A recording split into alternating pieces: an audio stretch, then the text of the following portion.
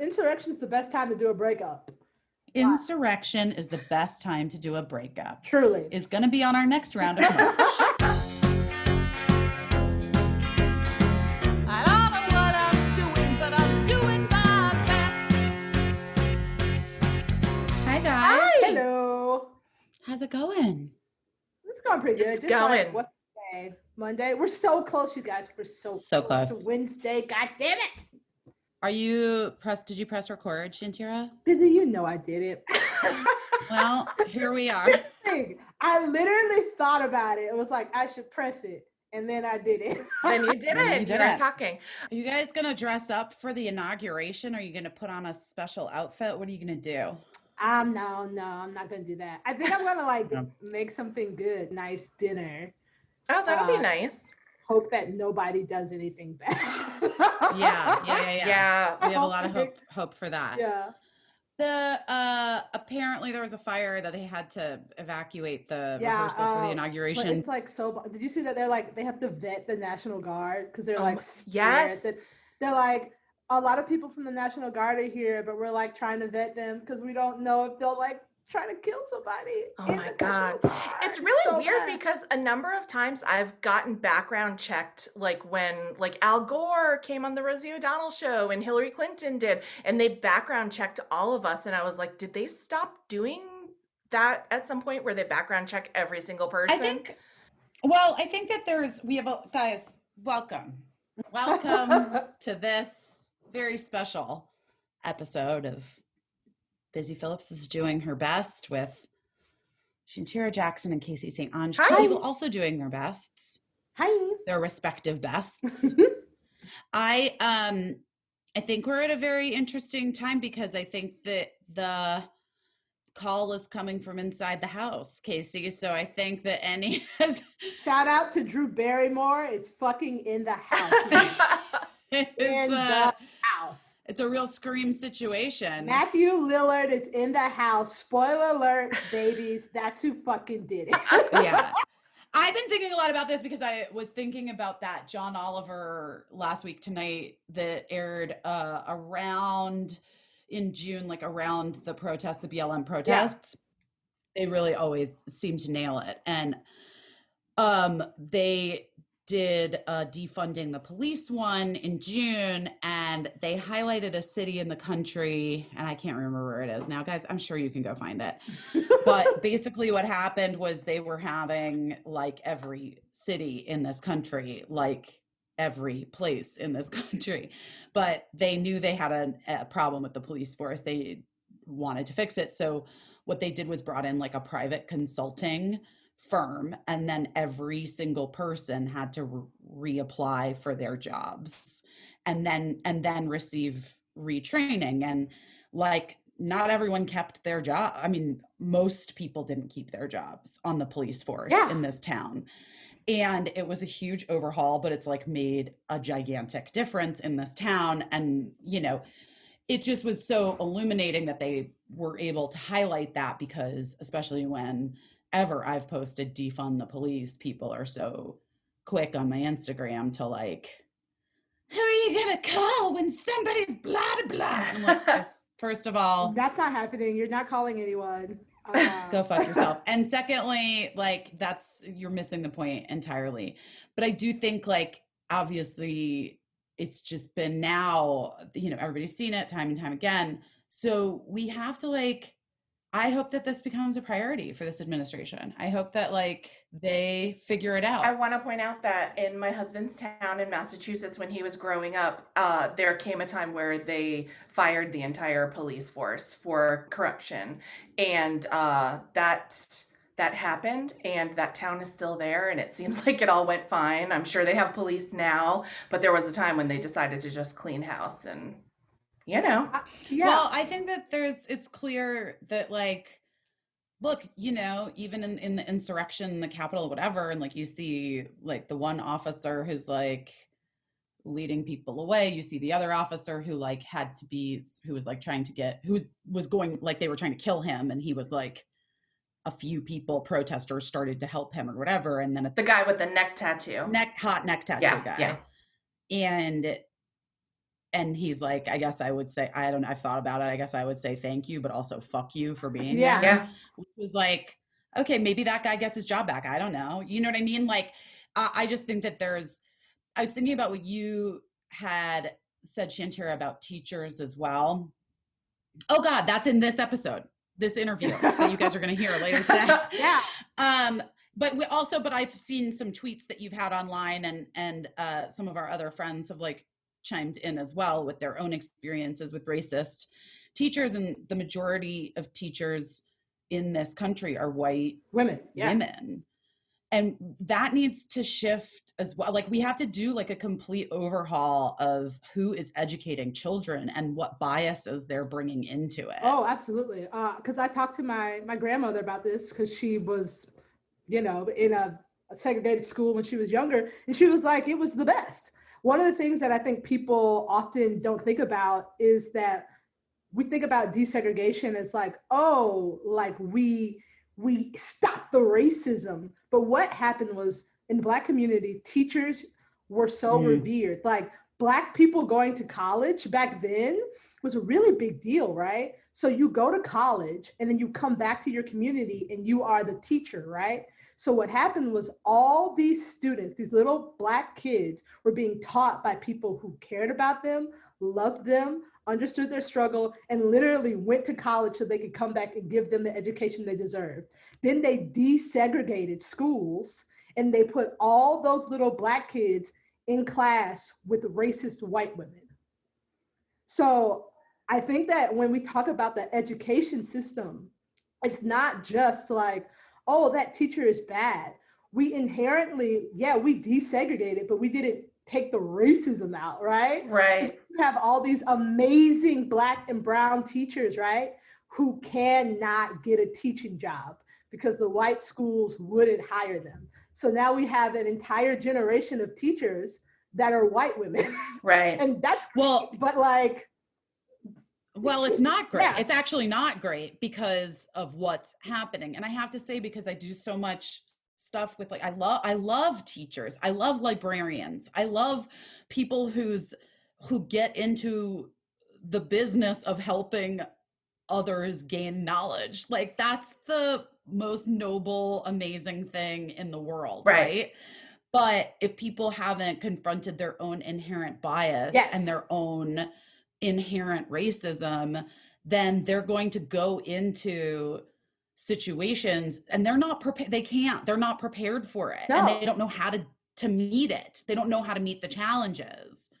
Just because something is a noble profession doesn't mean that everyone that does that job is a noble person. Just because people have the best intentions, you know what they say about the road to hell, guys.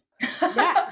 Exactly. I've just been having conversations with a friend and classmate from high school he was the star basketball player. Like he was like a nationally ranked high school basketball player. And from my perspective as a white girl who was friends with him at the time, and he really never said anything at the time because I'm sure he was doing what he had to do to get through everything. But if you would have asked me, I would have said, oh, his life must be really cool. He's a star. He's very celebrated. Everybody loves him. Everybody bends over backwards for him to make it possible for him to do his best at basketball. But now that he's grown, he's started to talk about a lot of the problems with racism in the school. And it's horrible because you see it play out. He'll post something about it on Facebook, and then some kids that we went to school with will say, that didn't happen. I never saw that happen. And it's just like the same thing that, that we keep seeing over and over again. Somebody saying like, well, I didn't see it. And it's like, well, why would you see it? Yeah. You were a white kid in that school. Yeah. I think one of the things too is so wild. Like people are like, well, I didn't see it. I don't believe it. It's like you tell your kids about Santa for years.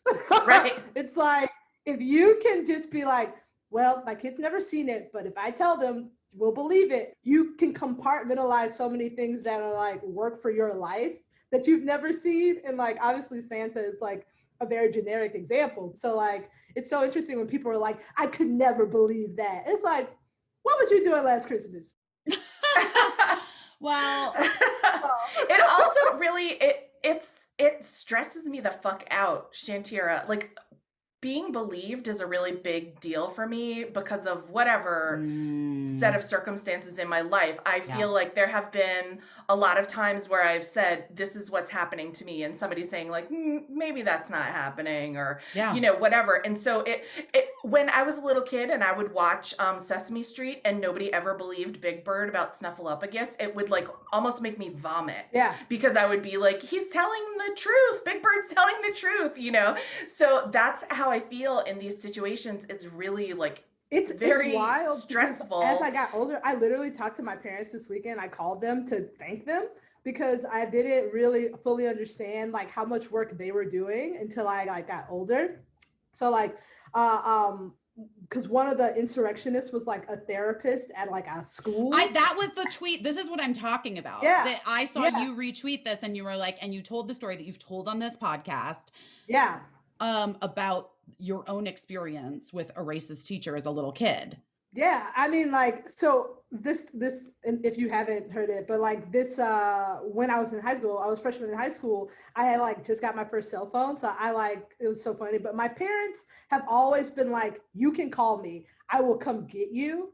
I believe you. So this teacher, our freshman year in high school, was like really mean to me. And I had never had an adult be mean to me as a child, which is like very confusing because like I was like, I've always been kind of a class clown, but like not like bad. Like I had made good grades and sometimes I'd say stuff, but like she was really mean to us. And I told my mom and my mom was like, call me. And I was like, okay, Niecy. So I got up and I went into the hallway with the Nokia that my dad got me for Christmas. And I called my mom in the hallway and she came to the school immediately. We went to the principal's office and that teacher started crying, saying that I was mean to her. And you were being mean to her. A child, were bullying her, right? Bullying her, right? Yeah, and then my mom, who's always been so great at advocating for me, and I didn't even have the words for that when I was younger. I just knew come and get me, right? And my mom goes, what did she do that was mean to you? What happened? And she had nothing. There was nothing. It was just this, she thought if she cried and said that I was bad, that would be the thing that was like, right, and she would be believed because she was a white woman, right? So as I called my mom this weekend because like you don't think about what happens in your childhood as traumatic until you like get up older, and then like my partner was like, that was very traumatic, and I was like, oh shit. So then I like called my mom and I was like, thank you so much for believing me. And my mom was like, when I was younger, people didn't believe girls. She was like, and like, it's so much bigger than what you might think. And my mom was like, when I had you, I made a conscious decision to be like, I will always, always, always believe you. Yeah. And then I called my dad too, because a teacher called the cops on my dad and one time, and the cop ended up being an old football buddy of my dad. So that's like a whole nother thing. But that cop was like, you can leave. And me and my dad left. And I'm like, whoa, like that could have fucked up my whole life if my dad got arrested on school property because some lady decided she was scared. Like, it's crazy. And I called my dad and I was like, thank you for always coming to get me. And he was like, that's my job. I will never believe anybody over you. And he was like, because when I grew up, and I was like, holy shit, all these people are carrying around so much stuff that you don't even think about. Both of my parents, who do not like each other very much, I call them separately. And I was like, and both of them were like, I didn't want what I saw happen to other kids when I was younger happen to you. And I was just floating through life being like, my parents are nice. And it's all like, oh, they're trying to protect me from so much racism. It's hard. I mean, but here's the deal. Like, you know, your parents' experiences obviously informed how they chose to parent you. Some people don't make those leaps. Some people don't do that. And like, it is worth honoring that your parents were like, made it better for you in that way. You know what I mean? Because sometimes parents are like, well, I had it fucking hard. You know what I went through? Yes. Suck it up. Right. Yeah. It wasn't until I'm 33 this weekend being able to pick up a phone at any time and call your parents to be like, I need you to come get me is a big deal. Yeah. It's actually a great parenting lesson thing for me to hear, and probably a lot of people listening. Wait, I was speaking of gaslighting, this is like a theme. I think probably most women have been gaslit at some point in their lives. Oh, for sure. Right? Yeah. Yeah. And there's nothing worse. And I was texting with a friend over the weekend who has recently gone through their own really intense year of being gaslit by somebody. And I was like, you know that? Who said that the thing that Taylor Swift then like used against Tina Fey? The like, there's a special place in hell for women who don't support other. Well, anyway, I said that there needs to be a new one that's like, there's a special place in hell for men who make women feel crazy in order to avoid the consequences for their own terrible fucking behavior. Oh, yeah. And their friends that like prop them up and are like, bro, you couldn't help it. She was making you miserable. I saw this tweet, Busy, that somebody wrote, but it really resonated with me and really speaks to what you said. It was like, a man will be like, how dare you bring up what I did to you and tell me that it's bad? You're bad for bringing it up. And it's you guys know about that. You know the email that I sent back to that person from my book who was so upset about being in my book. Yeah. How dare you bring up what I did to you? Yes. And I was like, I'm so sorry that I have made your life temporarily, momentarily uncomfortable by bringing up a time when you were an asshole to me. And it never occurred to him that maybe he didn't need to send me an email to let me know that he felt bad. Not about what he did. I was making him feel bad. Yeah. Not about what he did, about bringing up what he did. What? Guys. It's like that. What's that quote where she says about telling your stories? Well, there's the Anne Lamott one that I had like taped to my computer, which was if people wanted you to write more warmly about them, then they should have treated you better. Oh yeah. Yeah, they would have behaved better. Then they should have behaved better. Right, correct. Well, guys, listen, speaking of which, I want to get into a few things. First of all, guys, we apologize for our snafus last week and that you didn't get the podcast on time. That's why we decided to release this one a little bit early, because also we want you to focus on the inauguration. And if you're going to make a nice meal for yourselves or wear a special suit or a t-shirt, I don't know what you're doing, how you're honoring this historic day, and our first female vice president, Kamala Harris, first woman of color and first woman to ever go to an HBCU. I mean, she got a list of firsts today. She just did it. Yeah. You know, Cricket takes such offense when I keep saying it's the first woman. She's like, they all had wives and a lot of them have had daughters. And I was like, well, that is honestly, it's fair. It's fair. But anyway, so let's like, there's been a lot of like really fucking wild celebrities who are doing their best at just being wild. They're wild in these streets. Wild in these streets, man.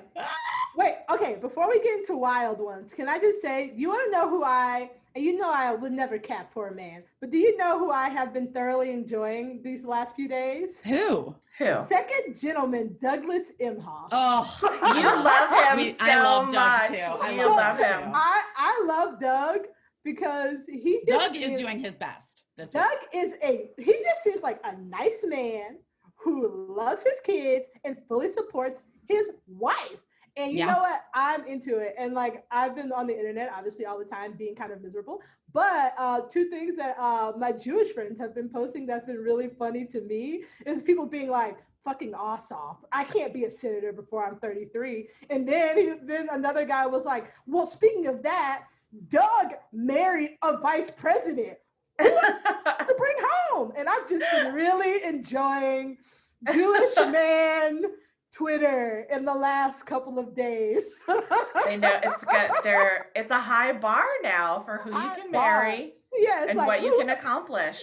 in amount mean- of time. And it's very fun to me just being like, also another guy, a friend of mine who's married to a Black woman. And they were like, shout out to all my Jewish bros who are married to like hot, powerful Black women. And there's just like a bunch of Jewish men, skinny little fucking dudes from Wicker Park being like, this is my beautiful Black wife. You know it's my type. You know I love it. So So it's like, if you're having a hard time, please go to, I don't know how you find it, Douglas Imhoff Stan, Ossoff Stan, young Jewish man Twitter. I think it's harder to find than Black Twitter, but it's very enjoyable.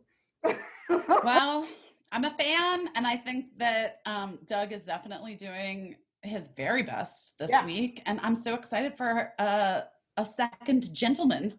It's so cute. It's so cute. I want to see what he will do and accomplish. I know.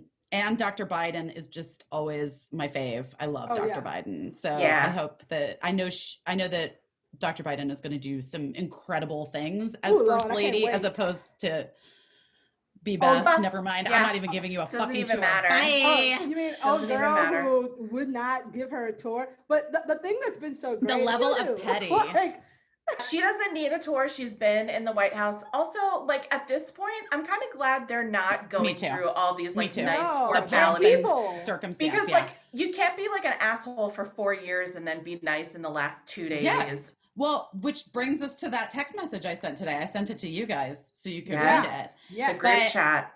Listen, I'm going to take it to the podcast too, Okay. because I feel like do it. this is, why not, right? Because along those same lines of like, let's come together and unity and all that bullshit, Yeah. it's like there are certain things that are just quite frankly unforgivable if people aren't willing to like acknowledge and pay the price for Their actions. whatever their actions. Exactly. Thanks. Yeah. You know what, Shantira? Thank you. So anyway, we have a person that like we have known for years went to DC to the rally. This is a person that's like The insurrection rally. the the one that the bad I just the feel bad, like rally is such a polite word for it. It was whatever it is, was- a fucking attempted dumbass, like not The real coup. the coup. Anyway, so this is a person who like, I don't know, we don't see all that much, like, but like some people that we're very close with are friends with too. And like, so we would be at like parties and whatever. And anyway, I was just like, fuck it. I'm going to send a text message because I need to say something. And so I said, should I read it? Should I read what I wrote? Sure, go for it. I said, hey, it's busy. So I heard through our mutual friends that you were at the rally in DC last week that ended in the insurrection and attempted dumbass coup. I have no idea, nor do I care what motivated your reason for being there. But when you're at a protest standing shoulder to shoulder with Nazis, you're standing there against my family. Just to give you some context, Mark and our kids are Jewish. I testified before Congress about abortion. Our child is gay. What you did by showing up there is you showed us that you don't give a fuck about my life or Mark's or our children. And as someone whom we have considered a friend, I have to say, this is truly really weird and upsetting. You've been to our home in Los Angeles. We've shared meals and tequila shots, and you've been to my kid's birthday almost every year. Do you think we should be dead? Do we deserve to die for our beliefs and for fighting for equality? Do you believe that Black men and women and children in our country deserve to be treated like second-class citizens? Because the people you were with in DC do believe those things. In fact, one of the reasons we left LA is because of threats. Regardless, there's no chance in fucking hell I ever want to see you or speak to you again. Please tell your wife I said hi, and I'm deeply sorry that her husband is upholding white supremacy. What a fucking bummer for her. And I mean, by the way, so is she. Yeah. Anyway, haven't heard back. Probably won't. And I hasn't texted Probably me back. won't. Probably But won't. I just felt like I was like, I had that moment. I don't like doing stuff like that. I really don't. No. Yeah. And that's No. what they thrive on. It's the niceties. Right. that we have been. That's right. He doesn't have to, because it's like, you know it, and we say nothing, and then you go to their city, and those people act like everything's fine. Right. And you walk around with your stomach in knots all the time being like, oh, this guy's probably a Nazi, but he wants to get nachos. Like, you have to just Right. the uncomfortable thing. It's so wild that in our society, the uncomfortable thing is to call out the badness. Yes. Like, that's impolite to say you are hanging out with Nazis. I really do feel like, personally for me, there have to be consequences. I do too. I have had family members who have said, like, you know, that's the beauty of America, that you can believe this and I can believe that. And I'm like, the difference is my beliefs don't harm anyone. They don't actively harm anyone. They help people. Like, that's what I live for. And your beliefs are asking to treat people as less people than you, less than human. And so the consequence is, even though I love you and you're my favorite relative, we aren't in a family relationship anymore. And so this is it. And that sucks. And it sucks to have to explain that to the rest of your family. But I just think, like, there's entirely too much, like, oh, you know, but it's family and you love each other. And I'm like, if there's no consequences for it, well, people are just going to keep doing it. There's also, there's also this thing where people will be like, well, your family, just be nice. And it's like, why don't you be nice to the good person? Why does the little queer nice person being like, please, Uncle Joe, don't say the N-word, why does that person get uninvited to Christmas? Yeah, how about uninvite Uncle Joe? Yeah, so like, that's the thing that's been like so wild. It's like so many people being like, my whole family abandoned me because I did this. And it's like, no, your whole family is complicit. Right. I just think that word is the word for 2021, and I complicit. Yeah. And I want people to recognize where they've been complicit. I recognize where I've been complicit. Maybe to be honest with you, I had heard that person was like, had voted for Trump last time. Did I say anything to them when I saw them? Like, because that's rude, right? I didn't break. But rude. You know what? Yeah. Fuck that. Yes. Like, and I just feel like that is like part of my white privilege that I am like facing, which is like giving other people a benefit of the doubt when, like, Shantira, you don't get a fucking benefit. Oh no, I'm going to cry. You don't get a benefit of the doubt. It's dangerous. Fucking white supremacists. My kid doesn't get a benefit of the doubt. Yeah. The Silversteins don't get a fucking benefit of the doubt. And so why am I giving these random assholes like a polite pass? I should make them feel as fucking uncomfortable as like they make everyone feel around them by their actions and beliefs and the way that they vote and live their lives. Well, it's also really creepy because I'm sure this person knew that Mark and your children are Jewish. I'm sure this person couldn't avoid knowing about the fact that you testified in support of abortion rights.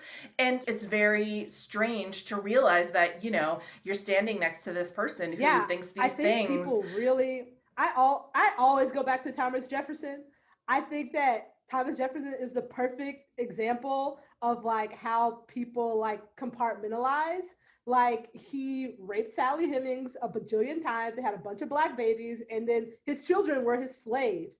And like, I think that people always are like, well, I voted for Trump, but like, I love black people. They compartmentalize, they separate it, because to be racist in America is to wear like a Klan costume, as opposed to like being anti-black is not the same as racist to so many people. And it's like, oh, no. Like, I'll never forget when I was a freshman in high school, I like hung out with I was a first chair flute player, and I was hanging out with clarinet. And like during jazz bands, sometimes we would go get lunch together. And one day she was driving and we were just like talking about like crushes that we had. And she was like, well, that guy's really handsome, talking about this black kid. And she was like, but my dad would kill me if I ever brought home a black guy. And it was like so casual. I was in her car. She was driving me. we practiced all the time. Would she say she's racist? Absolutely not. Even back then, I was like, oh, and then you get older, you're like, oh, that's so anti-Black. Her dad instilled that in her. But would anybody ever say her dad was a racist? Her dad sat next to my dad in concert time and watched us play in the band together. So I think people have to really open their minds to what is something that should be called out. Like, that seems casual. That's casual racism, or just being like, oh, that's my preference. But you're like, oh, like, that's racist. And I think that you thinking that the only way you could be racist or anti-Semitic is if somebody fucking is a Nazi, or if somebody has on a Klan. No, man, it's like your cousin. Your cousin Right. is racist. Mm-hmm. It's all the way that ways that people. It's like these rallies, whatever the fuck they are. I mean, like, Trump made them popular, right? Yeah, like doing right. these hateful rally things. So Right. like you can see who they are. Now they're gonna kind of like squirm back into the woodwork, right? And the secret to like keep pushing forward is that we have to like hold those people accountable. Yeah. Right. And call them out and like and have them fucking face it. Own it. Yeah, own it. Like, own what you are. It's like my favorite thing. It's not my favorite thing. I hate it, actually. But like being a white person and being in comedy, I can't tell you the millions of times someone has made either a misogynist or racist or homophobic joke in front of me. And it's so, so, so common. And you're like, why would you think that like I'm the person to say this in front of? So the way that I always respond is I just always say, I don't get it. I don't get it. Tell me what the joke is. Like, explain to me. And then you can say, I don't get it like 4 times before they have to be like, it's funny because it's racist. Oh my God. And then, like if you say, I don't, just keep repeating, I don't get it. And eventually the person will have to admit, yes, explain to me why this is funny. And then in like 7 moves or less, the person's going to admit that they're horrible. Well, that's so much work too. Cause like you guys, I did improv, and it's a lot of white guys who say some fucked up stuff in there.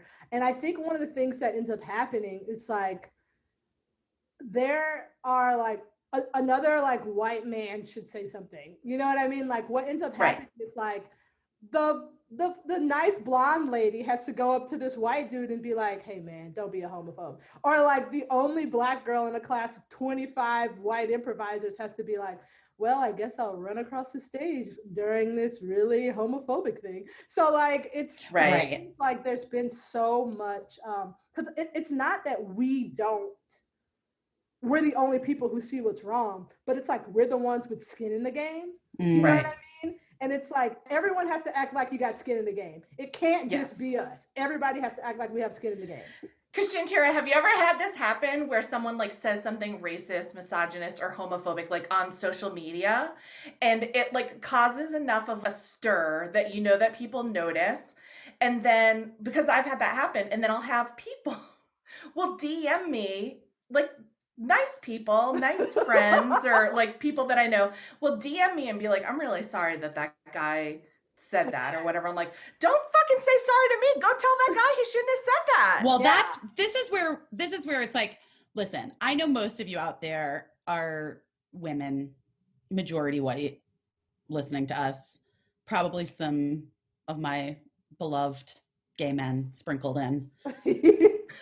Some other people you may identify in all different ways. The postal carriers of Duluth, Minnesota. The postal carriers of Duluth, Minnesota. Shout out. But this is where the liberal white dudes can go fuck themselves. Yeah. Because I have stood on I have been in the eye of being objectified or being whatever on sets, and those cool white dudes like laugh nervously and walk away.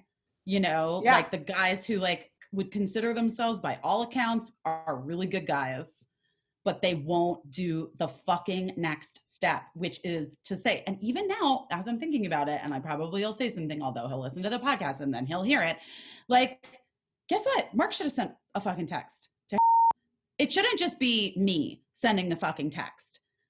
And some of our other friends should send him, oh, wait, you'll have to bleep his name out.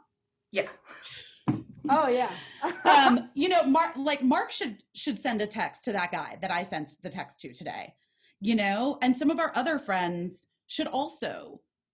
My friend that I was texting with, who first had told me about that they had found out that this person had gone to the rally, that person's husband should text as well. That white guy should text. It's very easy to be complicit because obviously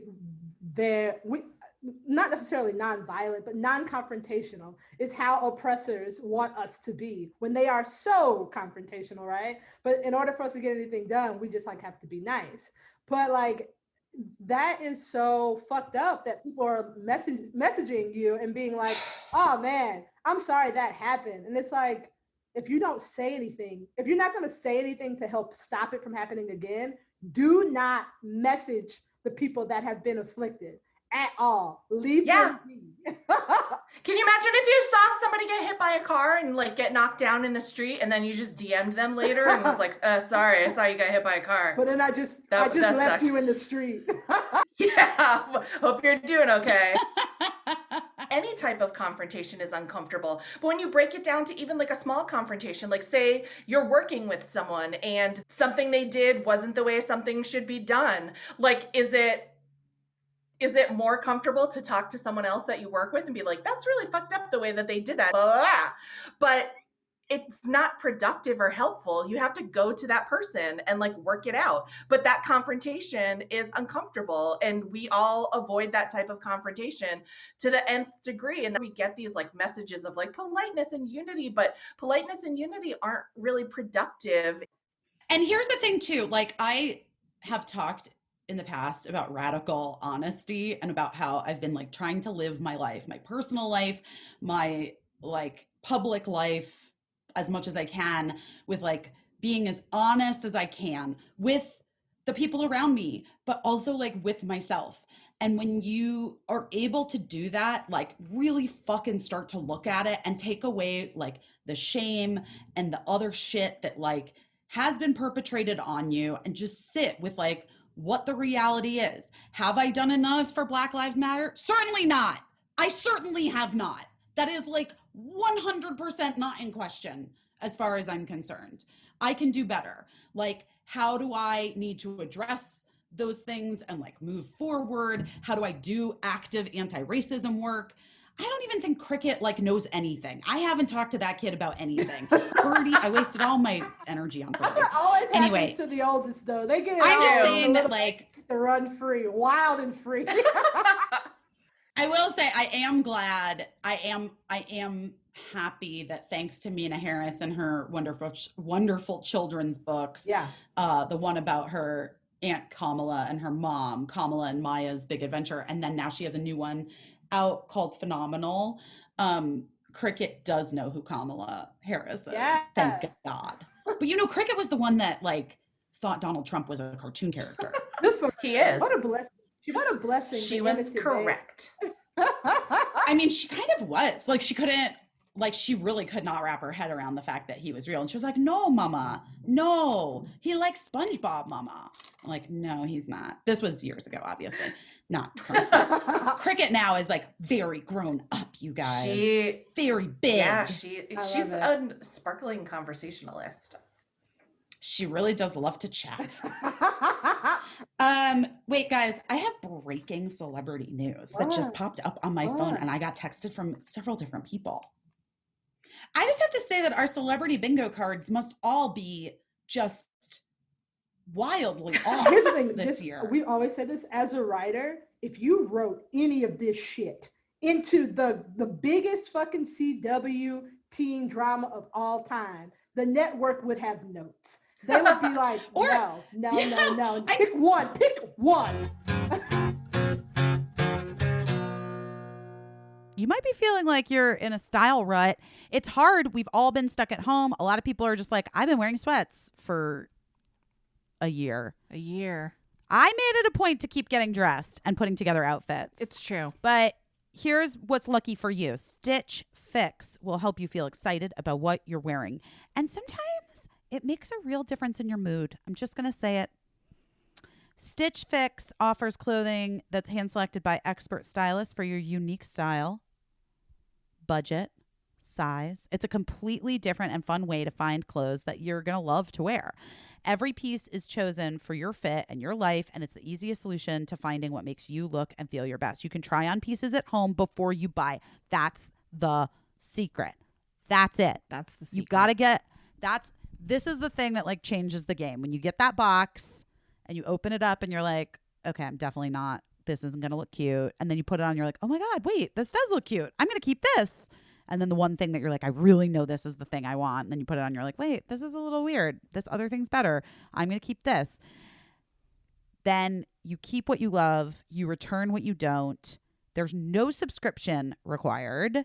You try Stitch Fix once, or you set up automatic deliveries to refresh your wardrobe. You'll pay just a $20 styling fee for each box, which gets credited toward the pieces you keep. So it's basically free. Very cool. Stitch Fix has styles and clothing to fit any occasion for women, men, and kids.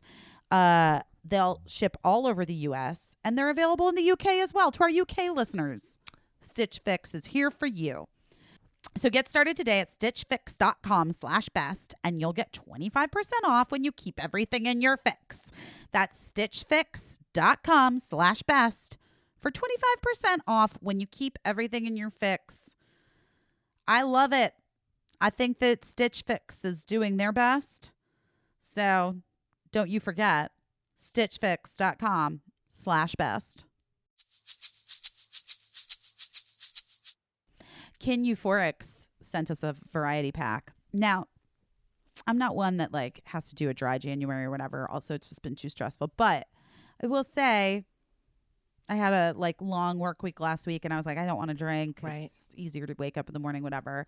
And so I cracked open those Euphorics variety pack, and I tried a bunch, and I love them.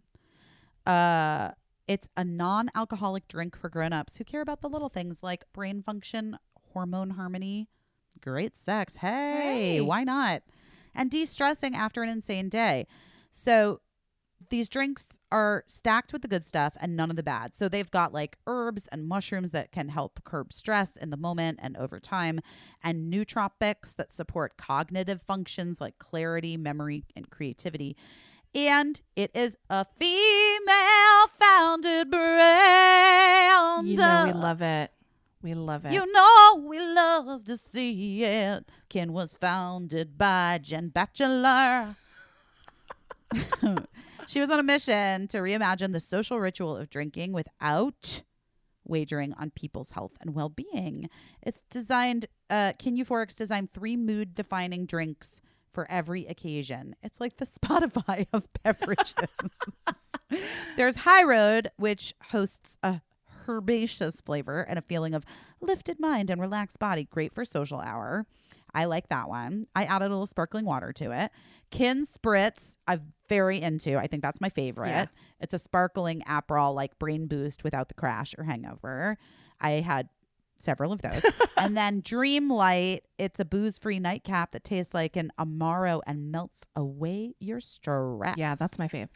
I love them. I really do enjoy them. And I think that they're fun to drink. And I like putting them on ice, and you can add more sparkling water. I don't know. I think they taste good, and I'm into it.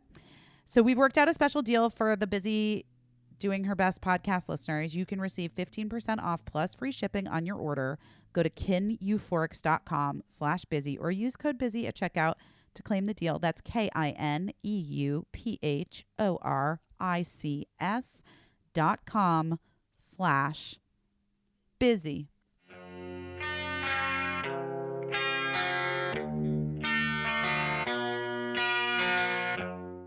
Guys, Gwyneth Paltrow's vagina candle reportedly explodes in a UK woman's home.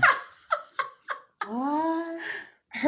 It smells like my vagina candle that she peddles on Goop exploded into flames in the living room of a UK woman who won the product in a quiz. Geez. The candle exploded and emitted huge flames with bits flying everywhere. Jodie Thompson, 50, told How does the The candle outlet. explode? I also read that the male enhancement, whatever that she sells on her website, is the same that Alex Jones sells on his website. Where hers is called like Dick Dust or something, and his is called like Magic Penis Power. I made those things up. Also, look it up and make sure that's accurate. But I just saw that I was like, everybody pushing some bullshit. Oh my gosh. I don't know. I think probably what happened, if I'm to guess, the candle was cold somehow, like really cold. Like the woman had kept it like in a basement or something. Yeah. And it was freezing-ish. It had just come and in then she from the lit mailbox. Or it had just come in from the mailbox, and she was like, I want to smell what this vag smells like. And then she lit it up, and then it exploded. Because I remember when I would work at CPK, you really had to be careful when those glasses came right out of the dishwasher. You could not put the Arnold Palmers immediately into them, or you would have some exploding glasses on your hands. For sure. That was a lesson that I saw repeated many times at California Pizza Kitchen in Scottsdale, Arizona. Anyway, there's Gwyneth Paltrow's vaginal candle exploding in a lady's house. There's the Army Hammer stuff, which I got real fucking upset about the other night, by the way. It's dark. It's like, I mean, everybody is having a good time with it online, but it's pretty dark. Are people having a good time? Well, I mean, it's like been an ongoing meme for, I feel like it's been like days, but it's just, sorry, I have thoughts. I was just gonna say that, like, I just watched the Tiger Woods documentary. Very good. Oh, is it? I heard it was kind of bullshit because I heard that it's like I think it's like very his cronies. I think it's very good because he's like a really fucked up person, and like I knew that he like fucked up, but I didn't know how long he'd been fucked up. So like it was just like very interesting in that aspect. But I think that what's happening is that like we kind of been like Army's weird, weird. And then like as we slowly, progressively like start peeling back the layers, you're like, oh, this is abuse. And that's what I saw in the Tiger documentary. I think we all start with making fun of these people because it's funny. And then like the hope is that you move on. But if you sit on any of this shit long enough, it always comes down to like some type of abuse. Trauma. Yeah. And that is where, same thing in that Tiger documentary. Like I watched it and like they were talking about his dad and he was like, my dad used to aggravate me all the time. But like now I'm old enough and it helped me. And then one of the things was like Earl gave him a safe word that if he was aggravating him too much while he was doing psychological warfare on this 12-year-old child, that if he said the safe word, he would let him just play golf.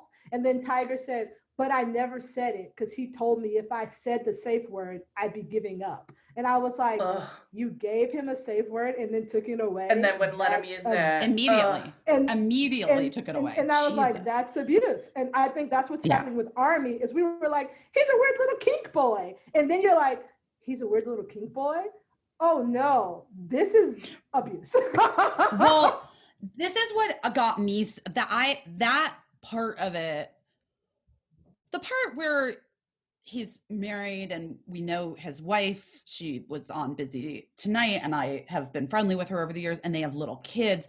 Like that part of it makes me so deeply sad. Yeah. But then when I was like really thinking about today's guest, Glennon Doyle, and her amazing book, Untamed, and I was thinking about her chapter about how we don't raise boys right in the United States at all. Because I went through several stages with the art. I like loved. Yeah, everybody did. Everybody. And I didn't love him. I don't care about him at all. You're still strictly Angela Bassett. Strictly Angela Bassett. Honestly, Shantira, but you know me. I'm never surprised. Oh yeah, absolutely. You know, like I liked him. Always disappointed, but never surprised. That is the rule. Yeah, I'm like, and last week when it first sort of breaking, like I was like, that can't be right. Like I'm sure he was just like he had, but now I've, done enough deep dives sitting on set waiting for them to call action that feel like I have a lot of really dark things in my brain. But that piece of like, because at first I was like, fuck that white guy, that rich white guy, like, oh, the only way you can get off is like the Sucking most people's depraved blood. thing. Fuck you. Like I was like so over it. And then I found my way to compassion. And in my compassion, I was like, oh, we really are doing a number on men in this country, like in terms of like sex and violence and like the equivocating those two things and making it like all balled into one fucking horrible, violent thing that equals like, yeah, that's abuse against women. It's abuse against other men. Like whatever happened in that guy's life, we can't begin to know. Only he knows the truth, but there's trauma there. Oh yeah. You know what I for mean? It always And goes like, back to that. it always goes back to trauma. And then I just was like, I feel like a heaviness and a sadness for boys and men in this country who are just given these messages that they can only be one way. Yeah. Because I do think that like we have all sort of shifted the way that we are raising people who identify as girls or who are girls. Yeah. Or biologically are girls or whatever. Like I think we're shifting the way that we think about that. Like, oh yeah. But I do think that these things still exist for boys that are like really difficult to overcome. And then I'm like, what are we doing? We're just raising a bunch of fucking psychos. We're raising girls to be ready to defend themselves from men. Right. As opposed to raising men not to be attacking women. And I think that's the thing. We're like, I know how to raise a feminist. You're not going to take any shit from any man. You're never going to get abused. You're never going to let a man talk to you that way. And then I'm going to send my strong little girl out into the world. And then you're like, well, what are you teaching your boy? Don't hit women sometimes. Right. That's what we're doing. That's it. And I hate the default, like Caissie, I've seen it in practice with you because we know your kids, we know your sons, whatever. But I hate the default. I know so many fucking parents now, so many women who I've had both my kids in school with their kids, or I've seen their sons, and they're like, definitely, it's the same fucking thing. It's the like, well, my son knows that it's all about respect, and I've just taught him it's all about respect. And it's like, no, we got to do better than that. You need to teach your son that like his emotions are important, that he needs to be able to talk about the things that he feels, that like he needs to not resort to violence when he's upset. Like there's all these other things that aren't just like respect women, respect women, respect women. And I feel like that chunk is getting totally missed because you see it it's like even in schools, all that bias is just there. It's there in the mixed gender PE classes. Like it's everywhere. You see it's just everywhere into our culture. And with my kids, like, I always tried to like be funny about it in some ways where like, people call each other dude. In my house, we called each other girl all the time. Like, girl, no, like just to be, because I was like, why do we, wait, I do love that though. like, why do we say dude all the time? I call everyone girl, you know what I mean? Like that's just what I'm going to do for like my jokey thing. But then also seriously, like my kids know that like I've been sexually assaulted in the past. And that was like a fairly early conversation because to what we were talking about before, people only believe what they can see. So I know that's hard right. to talk about. And I know that that's a wild thing to be telling your younger child, but like this is true about mom. And so this is why I say these things. This is why it's so important to me. Not just that you like respect women, but also like get your body in between a guy that's threatening a woman and the woman. You know what I mean? Like, and Right. people say all the time, like, that's crazy. You're like endangering your own sons. And I'm like, I mean, like there's danger everywhere. It's dangerous. It's a dangerous world. So, Yeah. we're all in danger constantly. Constantly. I think if anybody actually thought about how much danger we're in, sometimes I do, and I just be crying. I'd be like, damn, it's dangerous. And like, I always thought about like when I lived in New York, never want to do it again. People don't ever invite me. But when I lived in New York, I would like be outside. And one time we were like walking by a park and a man in just like running shorts and his phone ran out of the darkness of the park because he was just running in a dark park at 11 o'clock at night. And I'm like, what the fuck is this life? What the fuck? Freedom. What is It's this freedom. I don't It's want to run wild. anyway, but like I would love, I mean, like this feminist that I follow on the internet posed this question that like made men fucking furious. And they were like, women, if there were no men in the world, what would you do for a day? And men fucking went ballistic. They were like, why would you say that? I remember What's that. wrong with you? And women were like, I would go outside at night and look at the stars. It wasn't Yeah, even like, it wasn't even, people weren't even like, I'm going to take over a Fortune 500 company. They were like, I would ride the subway alone. oh, yeah. I would not worry about wearing headphones. I would get drunk with my friends. I would have 3 drinks instead of 2 if I was out. It was like the most fucking regular shit of all time. And men were like, what would you say if we said, what would you do if there was no women? And then some dude was like, you do everything you already do. Everything's the same. Same thing. Speaking of, Everything's the have same. you guys seen Promising Young Woman yet? No, I want to watch it. Should I watch it tonight? What it's about. Oh my God. I watched it last night with my husband, and his poor arm, I was so tense. I was squeezing his arm. But wait, maybe I shouldn't watch that it tonight. is everything that we're talking about. I mean, you know, if you saw the trailer, you know the premise. But it's really, really, really well done. I highly recommend. I was in an indie movie when I was 19 years old that was not really well done, that had thematically was along the same lines. It was about a bunch of high school girls led by my character who were sick of men like always having the power and fucking with them. So they get this gun. They like somehow got a gun. I can't remember what. And then decide to like hold these boys at gunpoint and rape them. Whoa. Like they decide to rape Whoa. boys. It was like, you guys, the late 90s were wild in terms of indie movies. True. The movies I auditioned for that were like the big gets that like people were like dying to be a part of, that one was huge. It was called The Smokers, and it was like Dominique Swain and me and this girl Carrie Lynn Pratt and Oliver Hudson. That's how I met Oliver for the first time.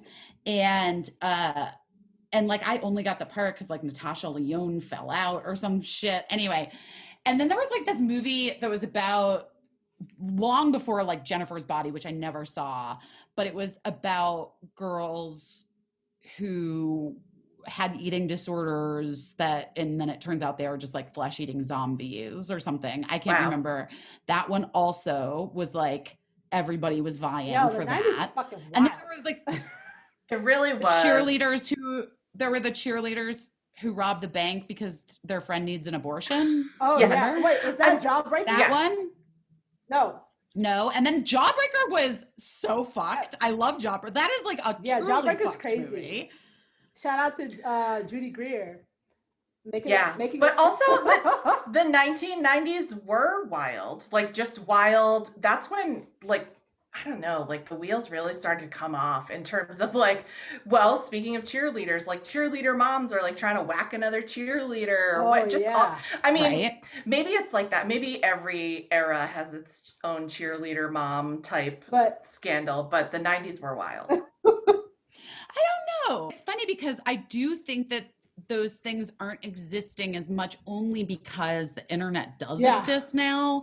And so not only are like people tracked all the time, but like you kind of like, there's different stuff, right? Like internet bullying and all that fucking insanity and horribleness. But like, I don't know. I don't think it's the same thing where like people are like hiring hitmen to you can't really bash a cheerleader. Secret. Like, everything, there's nothing you delete. I think the beauty of what's been happening to the insurrectionists is that they've been like, I deleted that tweet. And it's like, oh, baby. No, honey, you can't, I know, baby. You can't keep anything secret now. You can't even be like a secret sex cannibal anymore. People are going to find out. Yeah. You guys, I have to say, like, truly though, that to me was shocking about the Army Hammer stuff, which was like, bro, like you must really be on drugs. Like if you just think this like random private Instagram account isn't being like screenshot and available to anyone who, like, that's the thing that I was like, why, what? These are on DM. Yeah, why was he DMing things? Like I've had conversations with people, like celebrity people via DM before, where one of us at some point, I'll be like, hey, here's my phone number. Like, and then here's my Let's switch private thing to encrypted text. Because I just assume that everyone can see everything. Yes. Or if they wanted to, they could. I don't understand how he was like, just like literally DMing, like, I'm going to break your rib and barbecue it. I just think that, like, I feel like maybe people want to be caught. I don't know. Because. Ooh, my therapist and I talked about that today, about me. Oh, really?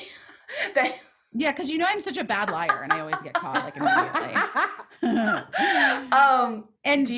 And she was like, do you want to talk about that? Like, what do you think that is? And I told the story, I think it's in my book, is it? Like when I tried to sell pot out my window when I was in high school, and I like had to turn the alarm off to turn the beeps off so I could open the window. And then my mom obviously like heard me turn the alarm off and came into my room and was like, what are you doing?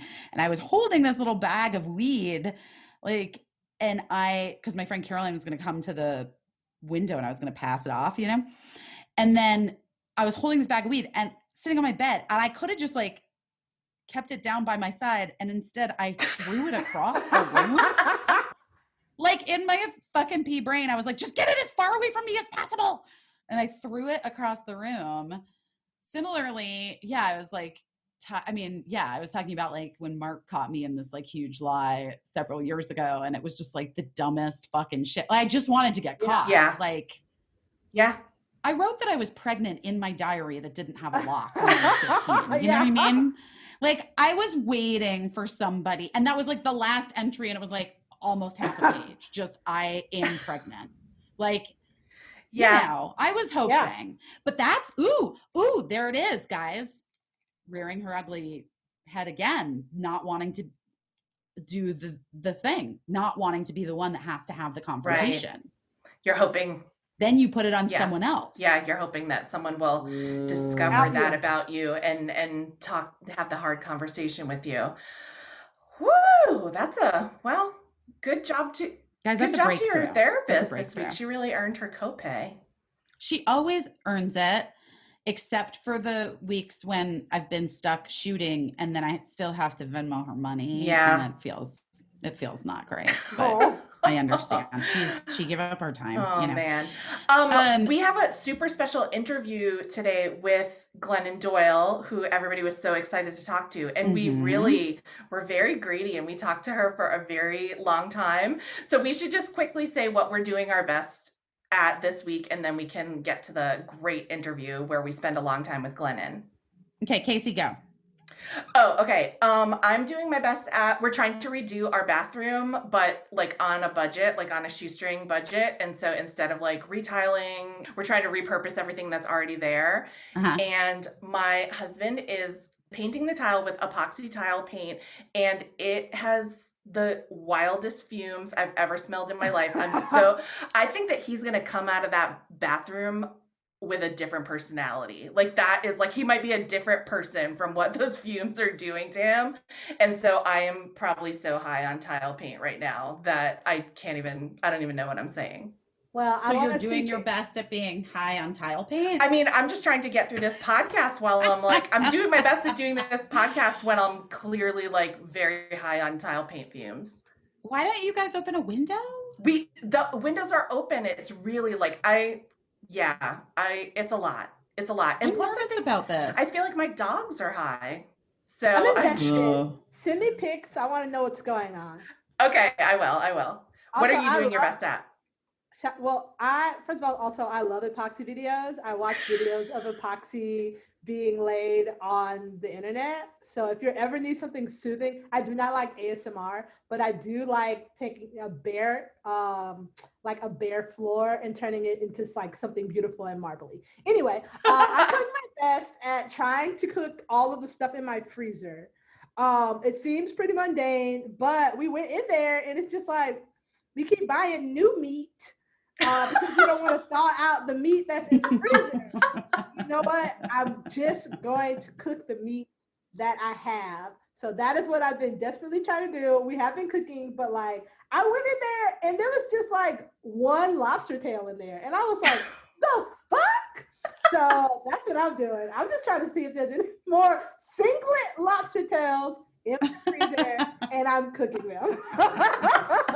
I really love that. That's amazing. I'm doing my best I'm getting a pap smear tomorrow. Nice. Oh, I that's did fun. it. I made the appointment. It's always hard because you never want to go. No, and I got my flu shot yesterday a couple days ago. Well, that was stupid. So I did do the flu shot, but I forgot that I had scheduled like a lymphatic drainage massage the next day, which is like the whole point of it is to like release the toxins in your body, right? And so I had this like really intense lymphatic drainage massage. And then yesterday morning woke up and was like, had like some real intense, like I'm like taking care of I'm doing my best at like taking care of Your body. things that I've put off for like my mental health, my emotional well-being, and also just like my physical health. And so I took care of some like stuff yesterday emotionally in the morning. And then I like worked out really hard. And then I ended up walking to get Gina, which was like over 2 miles. And then I had an Aperol spritz and I think it was too much. And I woke up at 4 a.m. with the flu-like symptoms of body aches and pains and like my joints hurt really bad. So I don't know what all that means, but I'm trying so hard. I'm just trying. I'm committed. I am committed. That's good. You're committed to you're doing body stuff this year, and I'm on board because the worst part about, I don't even know if it's going to the doctor, but just sitting down and being like, I'm going to call a doctor's office now and make an appointment. I don't know, man. Like, if I get it when people like have their mama do it. I remember when I was like 20 and my mom was like, you have to call the doctor. And I was like, what? Like, it sucks to be like, all right, I'm going to call this person I don't know and tell them I need someone to look at my vagina. It is like not the best. And I need to here are the other things on my list. I need to get my thyroid ultrasounded because I haven't done that. And I can actually feel it. It's really big. All right. I'm worried. Should I go to the person you went to, Caissie, or was that so long ago now? Oh my God, he's like 100 years old. He's I'll retired in Colorado. So I need to go get my thyroid checked out again. I need to get a mammogram and like I want to get the other thing too because I have very fibrous boobs. So they say that the new boob ultrasound is really good for people with fibrous boobs. So to do that and the mammogram, and I got like a crazy cystic zit on my forehead over the weekend as well. Maybe that's from the vaccine. I don't think it's from the vaccine. I don't think so. I think that you are getting rid of a bunch of shit in your body, and that's how it comes out. Okay. I think it's just like, and also like you're living in a very, you're living in a city with like a lot of pollutants in the air and stuff like that. You could get a zit from that. I don't know. It feels very clean there. That's good. I have to say. I think that you're nice. You're nice in New York. I'm always like, it's filthy here. I will say, you know who's filthy is Gina. Oh yeah. Gina gets real oily and gross. Yeah. She do be eating dead birds, so you know. I know she's really. But anyway, so I am doing my best at all that stuff. I loved chatting with our guest, Glennon Doyle. We were all really excited about it. If you're one of the 4 people in this country who haven't bought and read Untamed, Glennon's best-selling book, you should probably pick it up. So good. You know, it's a veil. And it's been on the bestseller list for, I think now 45 weeks. It's worth it. And she had a lot of interesting things to say, and we really enjoyed it, so please listen.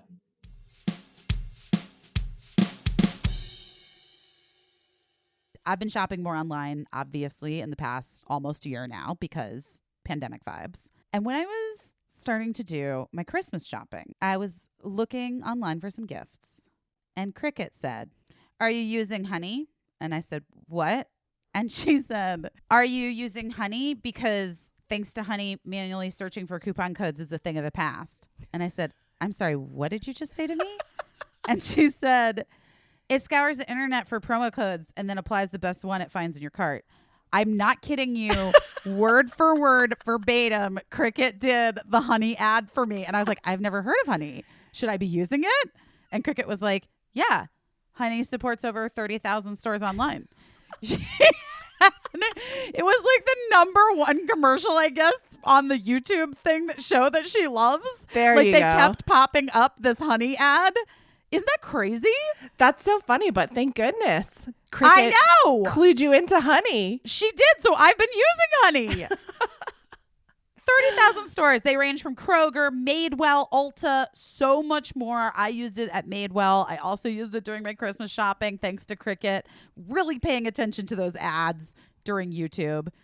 Imagine you're shopping on one of your favorite sites. That's not hard to imagine because I'm sure you were doing it like maybe you're doing it right now. When you check out, the honey button drops down and all you have to do is click apply coupons. And then you wait a few seconds and honey searches for like the coupons online that it can find. And then if honey finds a working coupon, those prices drop. Those prices drop. You get the deal. You get the deal. You get the deal. It's so exciting. It feels like winning something a little bit. It always does. Because you know what? Sometimes like, was it you that I said about the Black Friday sales? I was like, once you go through like a Black Friday sale, aren't you like, why is anything ever full price? Yes, exactly. You know what I mean? Like, I'm like, what? There's like, always, why is this? There's almost always a discount that could be given to you. Yeah. And like, it's hard to find them online, but that's why honey is so incredible and why I love it. And shout out to my daughter Cricket.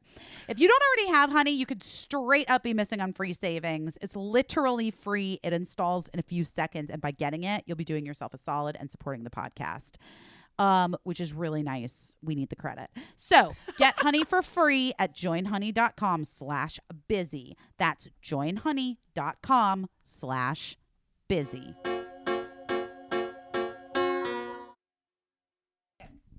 Let's start with our sleeping. We have to go to sleep at night, and when you go to sleep, you lie down on a mat. Okay, I'm sorry. Guys, I'm really trying my best. I want to bring back the jingle, but the problem is I'm not good at it, and then I just default to singing other songs that are real songs, and then that's a copyright It's a infringement. legal issue. Do you ever try to write the jingles ahead of time, or is it spontaneous? I don't. Okay. This is a spontaneous jingle writing. But here's what I do know. I'm about to order another Helix mattress. Oh, wow. For real. Yeah, I am. And here's why. Because we love them. We love them, and we need one for our guest room. And we decided we needed whatever. It doesn't matter. The specifics don't matter, guys. But what I'm telling you is that we love the Helix mattresses so much that I'm going to purchase another one. I took that 2-minute quiz. It matched my body type and sleep preferences, and I got my perfect mattress. And we got them for everyone in our house. Everyone is unique. Helix knows that. They have several different mattress models to choose from, like soft, medium, and firm. Even mattresses for cooling you down if you sleep hot. And a Helix Plus mattress for plus size folks. Nice. Also, Helix was awarded the #1 best overall mattress pick of 2020 by GQ and Wired magazine. And Helix is coming for 2021. Caissie, what kind of mattress do you have? Soft, medium, hard, firm? Oh, I like a firm mattress. Me too. Yeah.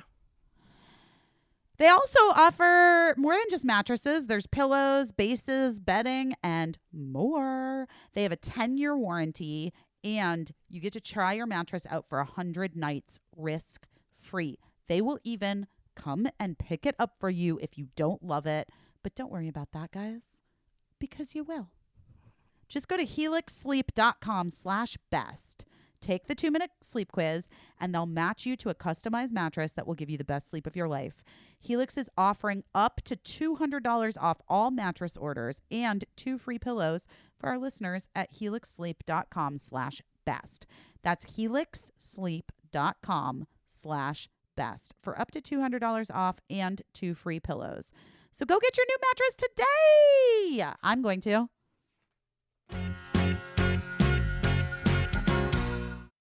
I have to tell you, Glennon, because I want to tell the people listening that I've never been in the same room with you. We've never been face to face with each other. However, am I going to already cry? Shoot. Hold on.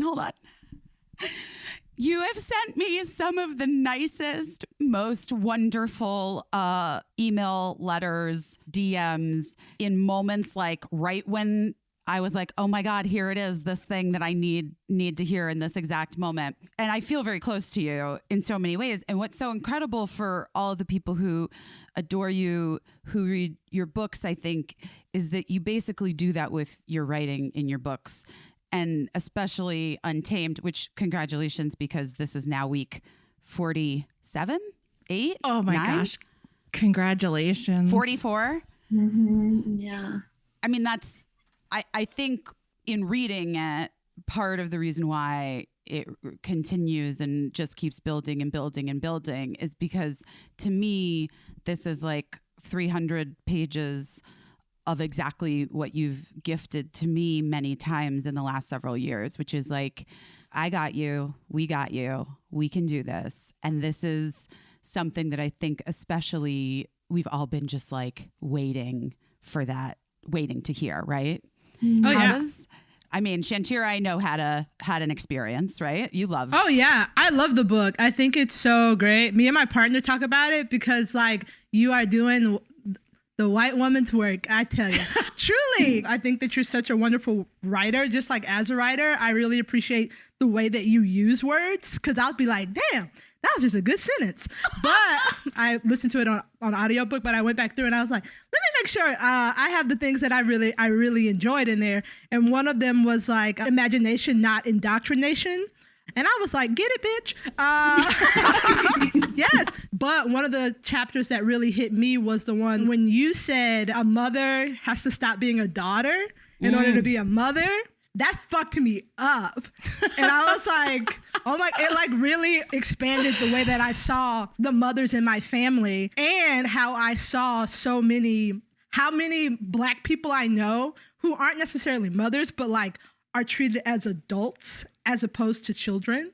And I think that so many adult white women are treated as children in the world as opposed to adults. And I was like, Glennon just out here doing it. Go ahead and put that book on the New York Times list. So like that is one of the things that really, really struck home with me. And I like really appreciated it. I was like, oh yeah. I want to ask because I just want to kick it off because 44 weeks, the book came into the world, was birthed into the world. 44 weeks ago was a fairly different looking place.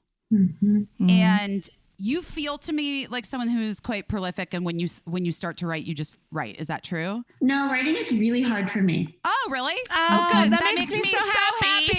Yeah. It's really miserable, actually. I actually keep a quote on my desk that says, "Writers are people for whom writing is harder than it is for everyone else." Like, yes, that great is, and especially with stuff like Untamed, there are things that I can write easily. Untamed was not one of them. It felt like the kind of thing I've been trying to say since I was a kid. And then I needed to get it all into this one book. So it felt very intense and difficult, actually. Yeah, but how long was the process for you to write the book? Well, just the writing of it, maybe 2.5 years. Oh, wow. Okay.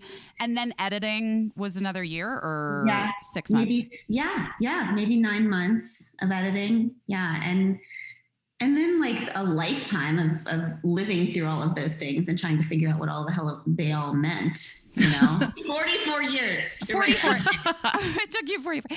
But I guess for the book to come out, about a year and a half ago, is that right?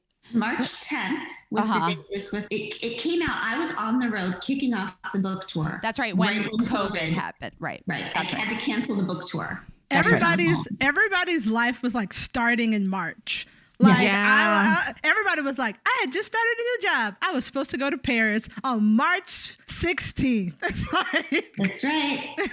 I mean, our team was sitting in a hotel room. People were crying. I mean, my team is really just like my sister and my wife, and then like my three best friends. So everyone had been preparing for this for so long, and people were just like crying in the hotel room because we had to shut it all down. Like I remember your decision making and following the journey of like telling everybody that the book tour was canceled and people were crushed. And I felt like in the moment I was a very early, I was on COVID early. Like I was like, this is going to be a big deal.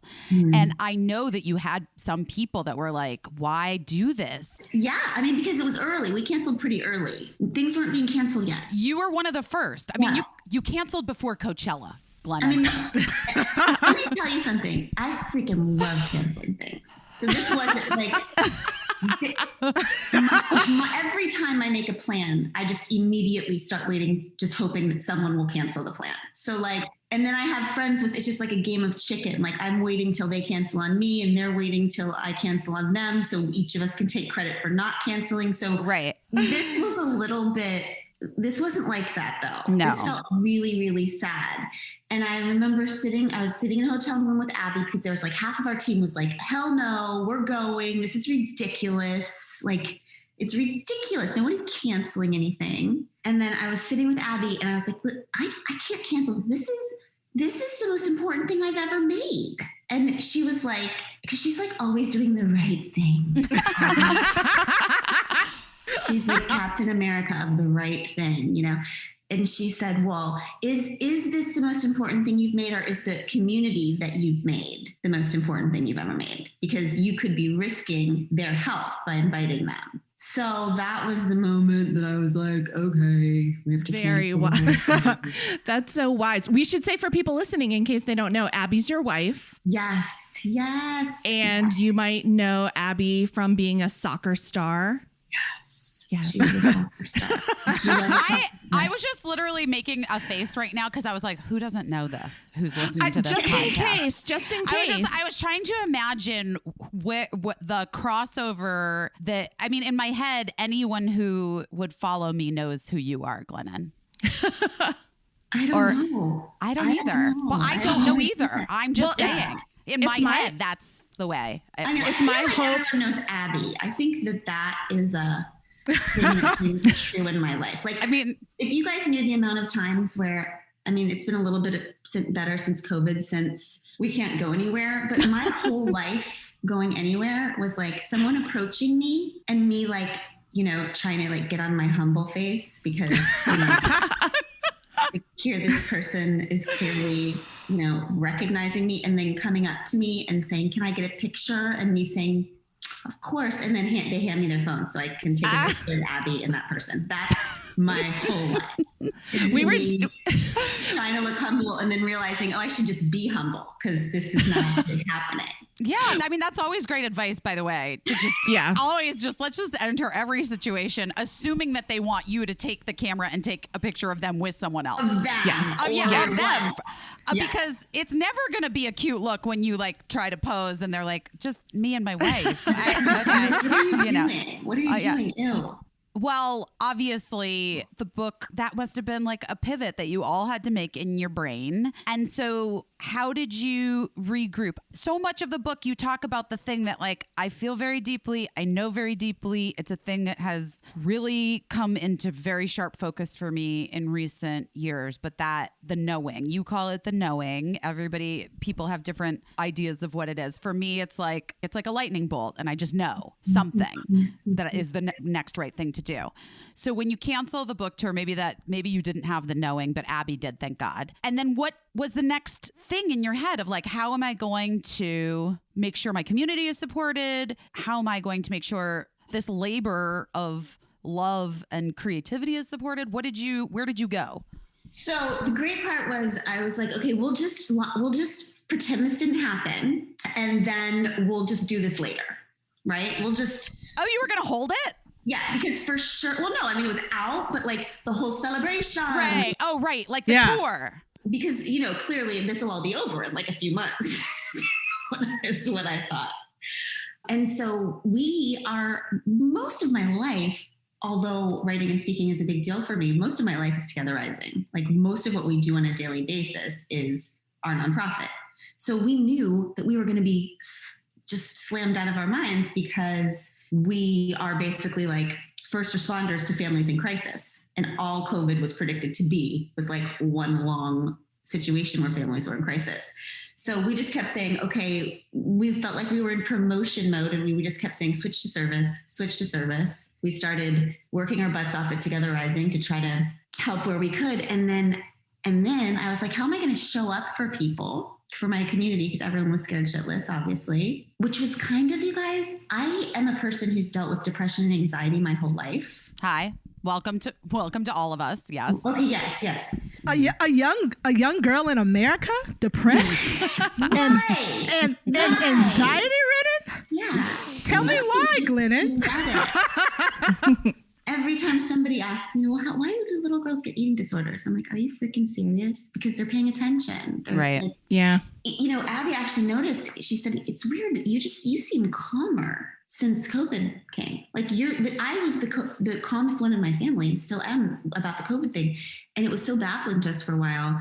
And I think I figured out, because I've been saying my whole life, I've been Chicken Little my whole life. Yeah. My whole life I've been going, this shit's going to get bad.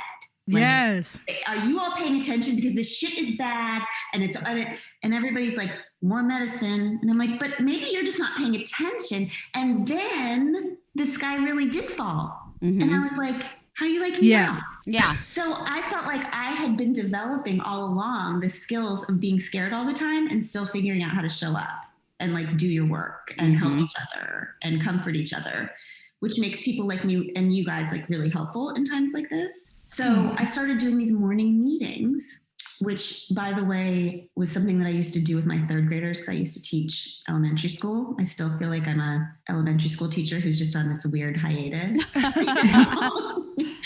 But my favorite time of the day with third graders was when we sat down in the beginning of the day and didn't do any school stuff. We just talked about like being human and how hard it is to be a kid and what was going on at home. And we had this little song that went, it's morning meeting time. It's morning meeting time. So for some reason I started doing morning meetings with my community online. And then the morning meetings started taking off like crazy. And then Untamed took off from the morning meetings. That's what my whole team thinks, because none of us know how the hell this happened. As somebody who watched it from the outside, I think that also the book is the exact right book for this exact right moment, right? Mm-hmm. For everyone in so many different ways, don't you think? But those morning meetings were really special, especially in the beginning where people were like, what are we doing? I can't fucking homeschool my kid and there's so much laundry. And I feel like it was just like a very calming, safe place and then a way to like refocus. And we had everything taken away, all our people and all, just, you don't realize how meaningful it is to just nod to someone in public and say, hey, or talk to someone in line at the store. And I remember that last shopping trip before everything shut down. And I remember thinking to myself, like, this is going to be the last time I'm doing this for a long time. And some guy in front of me was like, I forgot frozen pizzas. I'm going to run and get frozen pizzas. And he turned around and said, do you want frozen pizzas? And I was like, yeah, get me 2 frozen pizzas. And I was like, this is going to be the last time that I'm having like just a little chit chat in a grocery store line with somebody for a long time. Like a weird interaction with a stranger that you'll never probably see again. Yeah. And so you were giving people like a water cooler or like a town square to come in that moment when we all thought that it had evaporated forever. I really think one of the things too is that we all got to sit quietly, like in our bodies, but like in our houses. Usually I have to go to work, I have to go to the gym, I have to go to the store, I have to drop the kids off at school. Not me, I'm talking about other people. But everybody has something to do that can distract them from whatever's going on inside of them. And I think that the 2 hours that you used to get ready in the morning are now used to sit with yourself. And I think that that's one of the reasons, obviously, social justice books took off, but also a really good reason why Untamed took off, because people were sitting with themselves in a new way and being like, I do not think that this works for me. Yeah, I think. And then your book was like, listen to your body, you're right. And they were like, oh my God, those 2 hours in the morning that I've been ignoring my heart, my mind. Also, full disclosure, I do think there is like safeness in even just the way your book looks. Like if you're like a lady at home and you like pull out Malcolm X, your family might be like, what the fuck is going on with you? And then if you're like, I'm reading Glennon Doyle, it's like I always say, put the pill in the cheese. It's like a sneaky way to take care of yourself without being aggravated by like people who might be like, why are you reading Bell Hooks right now? That brings up a really interesting question, Glennon, that I wanted to ask you. Caissie and I had so many conversations, and then in the Busy Tonight Writers Room, we talked about how to be subversive in our activism and in getting across messages that, maybe people that wouldn't maybe be open to yet. And storytelling was like the only way you can like change people. And so I guess I'm curious how much of what Shantira is saying specifically about the book, like the cover, and like how much of it did you think like, let's make this a little bit like approachable for people who are like, I'm not going to read a feminist manifesto, a book about becoming an activist. I'm not buying my wife for Christmas the book that makes her leave me. Oh, my favorite review ever is from this dude who writes just interesting book, 5 stars. Don't let your wife read it. Oh, wow. Oh, yes. That's wild. Such complicated feelings about that issue, because since for the last 5 years, I mean, there, articles have been written about me that say actually I'm a Trojan horse. Like I come in looking one way and then say other things. I think that's what they mean. But the more I think about it, the more pissed off it makes me, because what I think they're saying is that you look like, I think it's a little bit of misogyny in that. Oh, yeah, 100%. For sure. I think they're just saying like, you look like you should be stupid. Yeah, that's exactly what they're saying. Yeah. So it's not a Trojan horse. It's like, you're just a misogynist. You're just shocked that I could have a cover that has any pink in it, and that I could be full of like really good ideas that anybody who should be taken seriously should look a certain way. It's what I love about you so much, Busy. It's like, thanks. Your absolute refusal to hold on to whatever you consider like your look, your presentation to the world, and also be brilliant and badass and like not compromise any of it. I guess for me personally, I have seen the thing that has been like put on me forever, which is like, at the dinner party where the businessman who has like too many degrees from Harvard suddenly looks over and then like really looks at you because you've said something and they're like, smart. And yes, exactly. Glennon, because you've been at that table. Exactly. I guess I've used that as part of my superpower in the last 5-10 years. And part of what I want is I want to dismantle the patriarchy and white supremacy, obviously, but I want to get these women who are just trapped in these cages out of these fucking cages, and at least a little bit. And I'm just going to tell you, they're not going to do it by picking up a book off the shelf that genders that I wrote. To be completely honest. Totally. So I just feel like, I don't know, like for me, it's not about being a Trojan horse. I mean, that's like being perpetrated on us by other people. But for me, in order to like get in there with, I mean, look, we can look at the statistics. We know what the white women that still voted for Trump, what's happening, people. Well, that's a whole nother thing. I mean, just my thoughts about that are not yet formed. I'm right. Yeah. Them. But I will tell you that I don't know if you felt this way, Busy, but when I saw those first exit polls about the white women, I was seriously like, I have personally failed. Like, yeah, this was my fucking job. Like, how? And then I started thinking about it more and more. And I'm like, wait, like the more we look at like the Stacey Abrams and the Latasha Browns and like all these activists in Georgia and all these people that I'm like, okay, do we even fucking need to keep trying to woo them over? Like they're going to do what they're going to do. Or is it just to get a few more white asshole supremacists to like join us? Or is it just to continue to let them die out and like continue to like, get voters who are disenfranchised and who are suppressed to the polls? Like, because there's more of them anyway than there is of this group. I have very strong feelings about this. I look at it like when we talk about, when women come forward to tell their stories, and sometimes it takes one brave woman to say, this happened to me. And then next thing you know, it's a tsunami of women saying, this also happened to me. I kind of feel the same about politics. I'm probably not going to convince somebody whose ideology is so different from me, but what I can do is keep saying who I am without letting my voice shake. Because you remember in 2016, like women were pushed underground. You couldn't say anything without getting swarmed by, people on the other side and people on our side about like, I'm very excited that we're going to possibly have our first woman president. You couldn't say anything.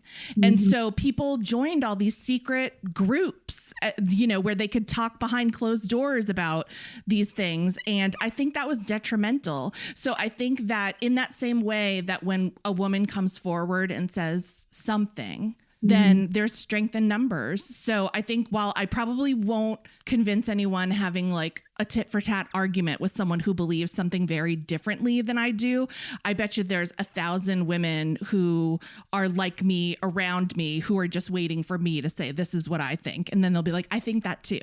Mm-hmm. I think that like, I'm really like truly excited to talk about this because after I found out about the second impeachment, I was like, I really want to talk to Glennon. Because in your book, you say, you're like, this book isn't out yet in the race section. I know. Like, I wanted to bring this up too. I love this. Yeah. The book isn't out yet. So I don't know if I'm going to be like, damn, after this came out, I don't think that anymore. So like to go back to what you were saying about Stacey Abrams isn't working for white people. Stacey Abrams is working to help stop the suppression of Black people. And it's white people's job to help white people. And then I also talked to my partner about this last night when, cause I also was like, fuck them Nazis, fuck all of them. Right. And we really had a discussion about addressing what you were saying. It's like leaving them behind. When you reach back to get those women, to get those people who are still left in those communities kind of feeling all alone, even if you reach one of them, it's very important because white women are like 90% of teachers. Like they are responsible for little brown kids and they grow up to be white women who are respected in their communities. And I think that like the fact of the matter is Stacey is too busy to go back and talk to them. And also they're not going to talk to her anyway. I mean, like, I'm upset with white women. I can't imagine being a white woman and being like, I'm trying, So I think it's a bummer. Yeah. It's like when you have an embarrassing family member where you're constantly like apologizing and you're like, I'm so sorry. Yeah. That's how it feels. I'm sorry if people are listening to this and you've said this a million times on another podcast, but I wanted to ask you, right? In your book, you say, like, no family recovers until each member recovers, right? And I'm thinking about that as like America as a family. Right now, there are people in this country who will not recover during our lifetime, right? So with that idea, especially what's going on right now, how do you think you might, or how do you think we could proceed further into wherever we're going this experiment if we go in fully knowing that we will not be able to recover everyone? You know, all I know is that I think the reason I wrote that chapter that way is because I actually really do believe that shit. Like, I really do believe that. I've seen it so much in my life in recovery. I've seen it so much in the lives of families that I've worked with alcoholism and with addiction and with sickness. I mean, I think that you guys are right, that the reason that that Untamed did so well in this moment is because of the stopping. It's because of the what Shantira was saying about, you know, the metaphor in the book about how we're all snow globes, and COVID was kind of a forced settling of the snow globe. I mean, the divorce rate is sky high, baby. Women are leaving. They got to be with themselves and they're leaving. Because it's so easy for us to ignore the thing at the center of the snow globe when we're so busy, when we're keeping the snow, you know, shaken up with all the things we use, the food, the booze, the shopping, the snark, the busyness, the work, the whatever. And COVID was a forced settling. And that's why people are dealing with their shit for the first time. That people are dealing with, like, oh God, okay, maybe the 6 glasses of wine a night actually isn't like my best life. Maybe like I need to end that relationship. And in their families, in their relationships, they can't ignore the thing at the center anymore. And I think that that's what happened with our nation. Yeah. Because we all, because of George Floyd, because of the police brutality, none of that was new. No. Not but one they had thing. to sit with it. They had to sit with it. Look at it. We had to look at it. We had to collectively sit and stare at it. And we had to think. We had to feel it. We had to, like, there was nowhere to run from it. So, I mean, I guess if there's hope, and like what I have seen in lives and families and communities and in nations, right, throughout history, is that there is hope for justice only after everybody acknowledges what the hell happened. Right. Yeah. So the whole idea of, like, there's never ever been any sort of revolution without a huge, like, revelation. Yeah. Right. So, and that's the same, Shantira, you're talking about in families. Like, is this revelation of who America is, and has always been, strong enough to get us out of denial? Yeah. We'll have to wait and see. What I know for sure is that everybody calling for unity is not the right answer. No. Like, what the hell? Like, when have we ever, like, can you imagine being in a family? Let's go back to the family. And there's one person who's being a total freaking lunatic jackass, kicking everyone's asses, doing everything wrong, breaking windows. And we're all like, just get over it. No, the person has to acknowledge what they've done, apologize, change their behavior, and then we call for family unity, right? 100. So, I've been thinking about it like an addiction metaphor a lot, because that's been my experience, like, growing up. And addiction's been a huge thing in my life. Nobody ever helps someone stop being addicted to something by saying, you know what, let's meet halfway on this. You can be a little bit addicted to this and you'll never get better.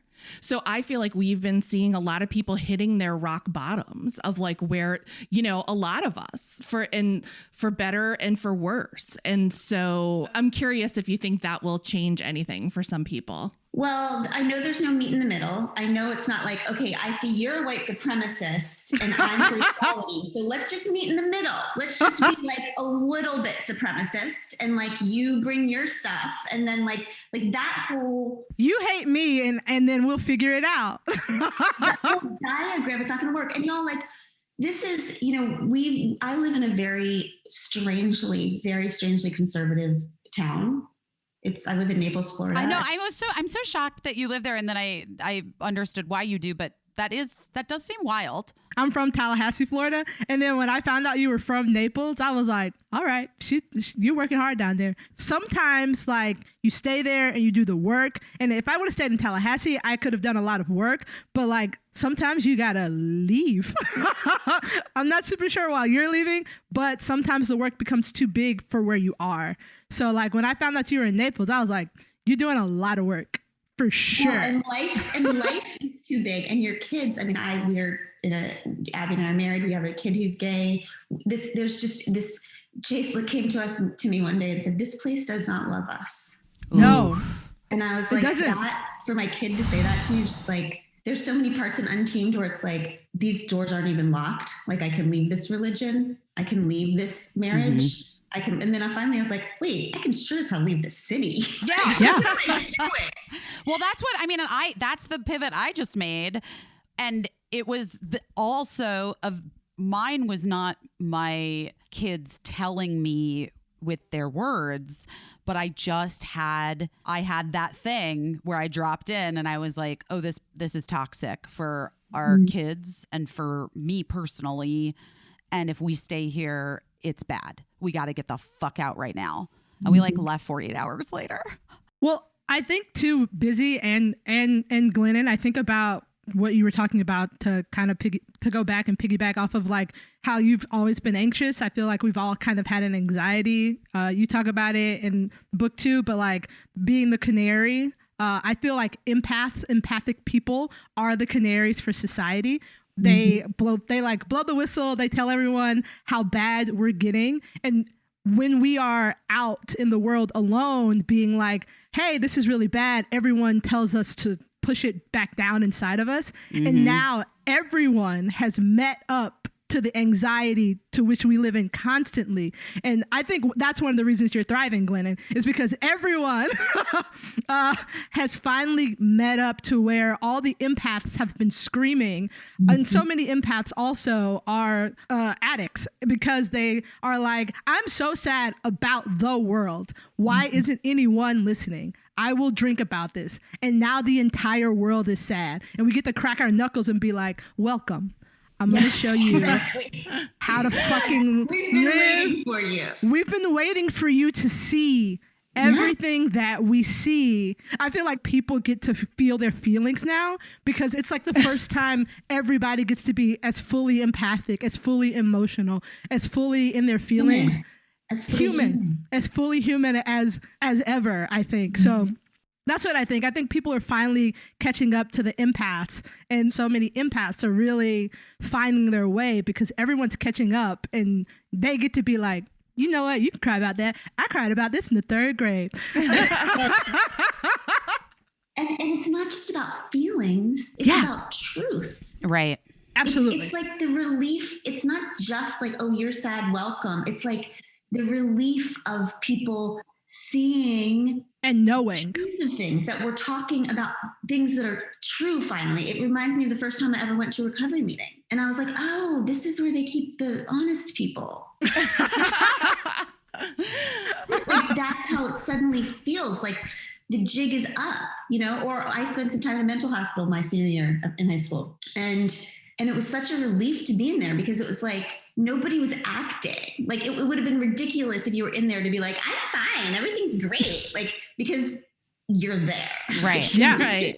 I think the same thing with social justice right now is that so many people who get it, they want to call us like woke social justice warriors or whatever. So many Black people, so many queer people, so many people who have been like, yo, the police be fucking with us. Like, the government is not taking care of us. One of the things, just in California alone, the unemployment, like in 2011, they found that like 84% of the phone calls to unemployment were not being answered at all. Like, nobody was answering the phone at unemployment in 2011. The pandemic happened. Same thing, nobody's answering the phone. But now there's architects and lawyers and people with Teslas who need to get somebody on the phone. So all of a sudden, it's almost like, we always talk about the stars aligning in like a wonderful way, like the stars aligned for this wonderful thing to happen. We're seeing horrible stars align because it just so happened that very recently there were social justice protests at the Capitol. And it's recent enough that we who forget everything remember it vividly because it was like 2 weeks ago. And then there was this uprising at the Capitol and we remember the way people were treated just a few weeks ago. And so it's like these horrible stars are aligning where like really people who whose eyes were closed were suddenly like, well, it would be hard to deny that. And they're still doing it. They're still denying it. Yeah. Hard, but not impossible. We can do hard things. We can do hard things. Yeah. But I wonder, because one of the things, like, as somebody who's all four of us right here are very crying all the time. Yeah, we're just really empathetic. I think we're really empathetic people. I think we feel things deeply, and I think we see the truth of the thing. And I think that not to genderize a trait, but I do think that is like sort of a more historically feminine quality of having that ability to do that. Because also I was very glad in your book that you address this idea of like, oh no, the boys. I never told there's a problem with boys. Yeah. How women are allowed. Women are boys allowed in this country too. Right, because you said ability, and like that's the right word, or permission. We have permission to be that. Yeah. Probably just as many men have the possibility of inherently being empaths. There's no way that that's gendered, because nothing's really like inherently gendered. Yeah, it's all a construct. Permission to express that part. I mean, what kind of boy in this freaking culture where we teach boys that all they're allowed to be and claim their worthiness is angry, like that's the only emotion they're allowed to show? What little boy is going to feel permission to be an empath? Right. Like, I was a third grade teacher, and I know how boys who show any sort of mercy or compassion or uncertainty even get shamed from other kids. So I think it's sad. Every time I think about men, which is not very often, honestly. Same. They're just like also not same. Just anymore. It's like, it must be so. It's so weird to me to consider that men are as fully human as women. Like, I know that sounds terrible, but like, wow, that's kind of wild. And also, yes. Like, oh my God, they have to be, right? When you think logically, like they have to be as fully human as women, and they have so little permission from our culture to explore any of it, to express any of it, to like that. In that way, I feel like men are caged way more severely than women are at this point. I wouldn't trade places with a man for anything. I wouldn't either, for sure. I could do a couple hours. We always talk about little kids not having the language, and I feel that way about men. You know, obviously I'm married to a man. I'm a mother to two young men. I have a lot of men who are friends, and I see a lot of anger, and I'm like, why are you angry about this though? And it turns out that, that's just the label that they're slapping on every emotion that they're feeling. And my husband and I talk about this too. Like there's not even any regulation about the anger. Like I'm like, you're just as angry that you dropped a pencil as you are about like an injustice in the world. That's like, but I do feel bad because I feel like a lot of men just don't have the language, and it's exactly what you're saying, Glenn. And they never got permission to learn the language. I don't know how bad I feel about men. That's just where I'm at. I don't know how bad I feel about them, because if they wanted to, they're in charge of everything. They could feel it. I think one of the things for me is that women don't get to be mad, and we need that. I think both of us are lacking in things that would help us be more fully human. Because when women get to experience their righteous anger, they fully become themselves, and there's nothing more powerful than a woman who's fully themselves.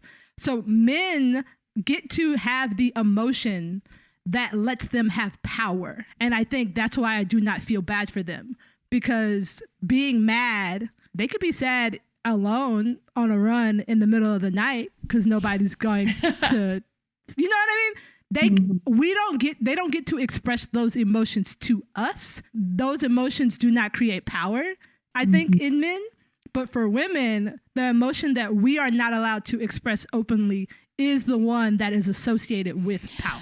But I just feel like my whole thing in the last several years, specifically about this, is that Like, and obviously, guys, I went to 2 years of Loyola Marymount University. You know what I mean? I took one gender studies class at Santa Monica Community College when I was in between jobs, like when I was like 23. That's the last time I was in a classroom. And I've read fucking books, but I don't know anything. This is just what I think. I do think that like the first thing that we were sold about gender equality and parity was a bunch of fucking bullshit, because it was just hide every aspect and trait that you feel that comes across naturally to you, i.e. your feminine characteristics. And if you want to succeed in this world, bend yourself to be like this other gender. And what we've tried to do for 30 fucking plus years is act like men in the workplace and take it when they would, you know, be one of the boys and be able to go to the strip clubs and be able to be fucking degraded and be a man about it or whatever. And it did none of us any fucking service and fucked us all up. And everyone in the 90s got raped. I'm sorry to like even say it like that, but it's just fucking true. Like, I feel like where we have to go now is to invite those boys and now all these men over to a different way of doing things, like the feminine, softer, like drop into your feelings, like see things, be empathetic, because empathy can be taught. I also don't think that inviting it to the feminine, I think we're also still gendering it, right? So we're inviting them. Know. Okay, right. Okay, right. So but, like, how do you say it? But how do you fucking say it? Like, yeah. Okay. What if we stopped using gendered words completely? What if we got to the root of it? Okay. Why our country, so many, but let's just focus here. We are based completely on a very few people keeping power while nobody else has any. Yeah. Okay. How do you maintain that sort of inequality? That unbelievable kind of injustice is that you cannot in any way allow curiosity, mercy, compassion, empathy. You cannot allow those things into that system, okay? The way that you do not allow those things into this kind of system in a misogynistic system is to label and continuously over time define those characteristics as feminine. Right. We completely shame them out of men, and then we can dismiss them in women. Right. We could sort of look at it as like, and I'm probably not the first person to say this. I'm going to say it like I thought of like the most genius thing, but it's, we should look at it as like an emotional spectrum that we're all born with, where on one side is like whatever you want to say, gentleness, compassion, happiness, contentment. On the other end is hatred, anger, thirst, lust for power. And so I think what you're saying, Busy, is to invite people, all people from who are at that extreme end or, you know, 3/4 of the way down that spectrum to come closer to the center. Because you also probably don't want to be all the way at the other end of the spectrum where you're just like a beating raw heart. Well, I couldn't be because, you know, I have a real hard edge. Well, there is space. I think there is space for that. I think that is where, I don't know if we'll see it in our lifetime, because those people who were completely raw, beating hearts, they used to be given a space in their society. They used to be given a space in, me and my partner talked about, I don't even remember what, it was like a tribe, and they had like shaman. These are the shamans. Yeah, there was like, they had a shaman, and like some fucking colonizers came to their shore, and the only person in their tribe who could see the ships was the shaman, because they only could see what they knew. And a shaman was someone that was beyond the confines of whatever we put on people, and they were able to see what they did not know. And they were like, y'all see them ships? And everybody was like, we can't see what we don't know. We can't see what is beyond us. And I think that we're slowly trying to move towards everybody being able to see the ship. During last summer, George Floyd, people finally saw ships for the first time, and it wasn't just empath. So I really think that we are obviously moving out of gendering people, but like one step at a time, I guess. We're slowly stopping the gender people. Now we can move into our language, into what we do with our bodies, into what movies we watch are just movies as opposed to men's movies or whatever. So if that makes sense. Of course, right. But and in the way that I'm trying to talk about it, I'm trying to talk about like the idea from the 70s. I mean, there's a reason why planned abortion. First of all, I'm so fucking glad you talk about how evangelicals took up Roe v. Wade because I talk about it all the time and people are like, what are you talking about? My Sarah Beth, who lives with us, was raised in an evangelical Christian household. I was like, baby girl, like evangelical Christians didn't even give a fuck about abortion until Jerry Falwell saw that he could get his racist ass agendas through and segregation and keep segregation if they like focused it on that issue and motivated the Christians. And she's like, that's not true. That's just she's obviously she's like out of it and like pro-choice and all of this stuff. And she's like, no, I think they were always very, very anti-abortion. I was like, no, they weren't. They're really good at PR is what the fuck they are. I'm so glad you wrote that in your book because I think that's a really, really important piece of history that is getting smaller and smaller and smaller and smaller. So when you talk about like these traditional gender roles, ideas, traits, character traits, whatever, part of the thing that like is so fucking wild and amazing to me about Birdie's preferred pronouns is that I have a new understanding about pronouns and dismantling everything, the binary, just from watching my own child. Somebody posted a thing and it was like trying to be a very nice post and they're like, busy son Birdie, and I was like, yeah, not my son, but bless you. Bless him for trying. Hard for trying, but like I want to be able to have these conversations with Gen X people on how we can start to shift everything and our thinking. And I guess that, I defer to like what our society has up until this point, like labeled as gendered traits. Mm-hmm. But I also want people to know what the fuck I'm talking about. Do you know what I mean? So then how do you do that, guys? How do you do that? Help. I don't know. I mean, one of the funniest things that I find about, and Shantira, I don't know if you find this too, but we all the time, Abby and I will be out like doing the things and we still like we'll be at a restaurant and people will turn to her and give her the bill. People will oh my God, how are you going to be sexist to two women? Like it's still like, oh well, one looks like the boy, so we'll treat that one like the boy. Or it's so ingrained. I don't know. I mean, I just remember, as a teacher, just being like, the goal, which is what Caissie was saying, is just really getting people to believe and understand that there are no characteristics of human beings that are gendered. Right. There's only permission to express certain characteristics that are gendered. So you're allowed, if you're a man, to express anger. You're not allowed, if you're a little girl, to express anger, right? Very unbecoming of a young lady. Right, of course, because angry people demand change. So every single marginalized group is going to be shamed out of their anger. And also, yes, Glennon, people do gender me and my girlfriend. She told me that when we're out, people treat her better when we're together because they treat me like a man. So they do not, no one hits on her. When we go on a walk, even if we go on walks sometimes, and she'll be like, when I go outside by myself, men talk to me.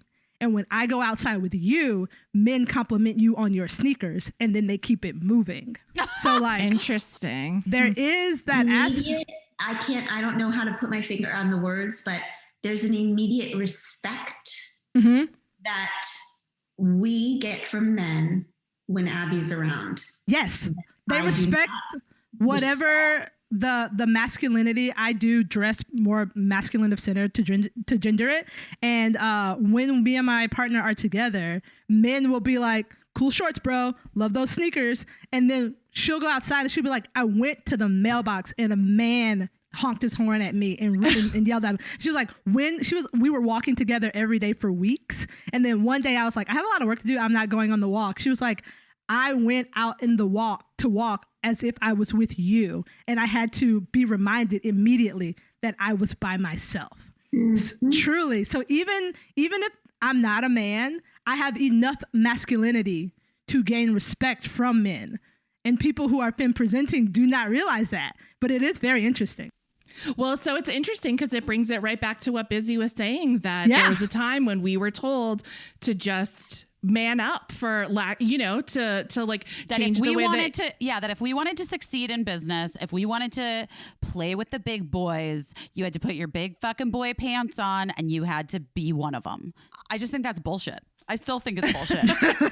It is, but it's really interesting that Shantira and Glennon are both saying that it's like something that's going on in their everyday lives still. It doesn't really make a whole lot of sense. It's wild. It's wild. I also think that what you said, Busy, too, like if you do all that stuff, you do all the man stuff, put your big boy pants on, and you get into that space, now that you're in there, you cannot become them. You have to... I feel like a lot of women get into like male dominated spaces and they're like, now I'm going to be a motherfucker. And it's like, wait, no, you tricked them. You're in there now. Now you bring other women in and treat them well, or you change the dynamics of the room. And I think that that's a thing that people left out. They were like, if you're going to do that, pull an okie doke. Fucking get in there and then be like, I lied. I'm actually a very nice lady and I'm going to do nice lady things. So that's where we need a Trojan horse. Yeah. But I think you're right. Abby talks about that a lot. Like because she was able to get in a lot of those rooms, not only because of her achievements in the sports world, but because she was so masculine presenting, because the guys would talk to her. And she talks about like what you're saying, being in those rooms and regretting, feeling just grateful to be there. Yeah. And like sitting, molding to that instead of blowing that up. Right. But also, guys, think about Shantira, the fucking people, the articles that were written and the shit that was said to me when I was like, yeah, this is fucking bullshit that they canceled my show. That I was outspoken about how much it sucked and how bad and mediocre that man in charge who got fired like 2 months later anyway at E was. Like when I sent him that fucking text message saying, no, too bad, do better. Like you should be better at your job. Like people were literally writing articles like, oh, poor little crybaby lost her. And it's like, if I was a fucking man, that would have been like, look at what you do. I wasn't fucking grateful. I wasn't. I'm not. I deserve it. Like I deserved more. You know what I mean? It's so infuriating how everything is gendered. Yes. I mean, along the same lines, Busy. You guys, the amount of times that I do interviews and people are like, so is there anything you don't talk about? Or people will call me a confessionalist writer. And I'm like, wait, if I were a man, I would just be called a writer. Yeah. Like even calling it confessional suggests that there's something like dirty or secretive or like, and when men do it, it's called literature. When women do it, it's when I'm writing about things that women care about. When I'm writing about, then it's like puffy or like the tell-all. The tell-all. You're doing the tell-all. Oh, that's what I did too. Sure. Is David Carr confessional? Is David Foster Wallace confessional? I was about to say, is David Foster Wallace confessional? No. Or like there was this huge article that came out when Untamed that came out. It was like, Glennon Doyle is writing a third memoir. Like, why? And it's like, David Sedaris has written 68 books. And everybody's like, is he not going away yet? Like, they're like, he's right. She has a third thing to say. Oh, how dare you? Well, it really is a power thing for sure, because no one cares if you write, and obviously I love romance novels. Like no one cares if you write 38 romance novels. They do not feel like that is going to affect women in a way that gives them more power. Right? Disrupt the power structure, right? It's a way of telling a woman that her life is small. David Sedaris is a really good example. He writes about such narrow slices of his life. He writes about just a small year when he worked at Macy's Santaland, and that's like a massively popular book. And that's just one Christmas probably. I don't know. I can't remember. I worked at the body shop in the mall one Christmas making gift Right. baskets. So you know what I'm saying? It's a way of telling women, like, your life is too small to be worth this. It's like chick lit. Yeah. What's the male version? What's the male version? Just lit.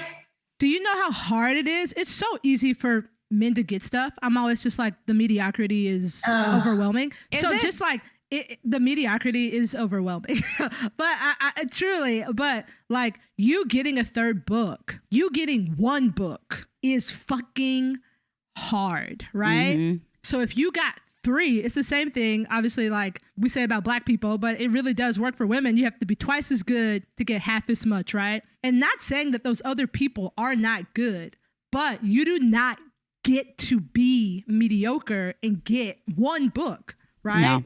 You don't get it. And if you failed, you would not get another one, right?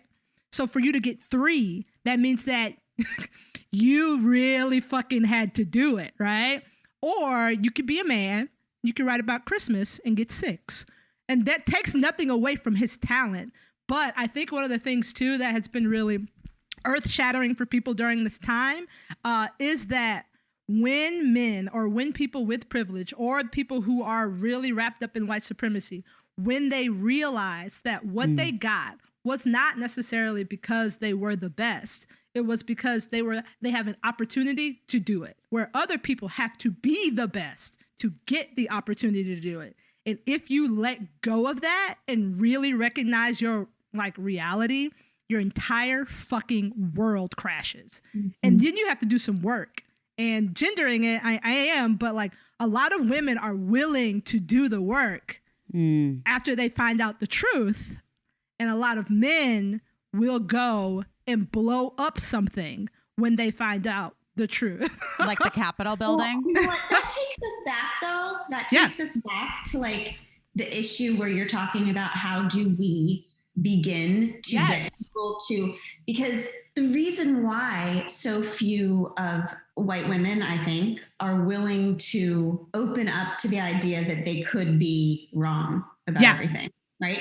Is because it's terrifying. It's because it's like one of those Jenga games where you're like, but if I consider that thought, like the whole thing will crumble. Everything I've been taught. I know that because of religion.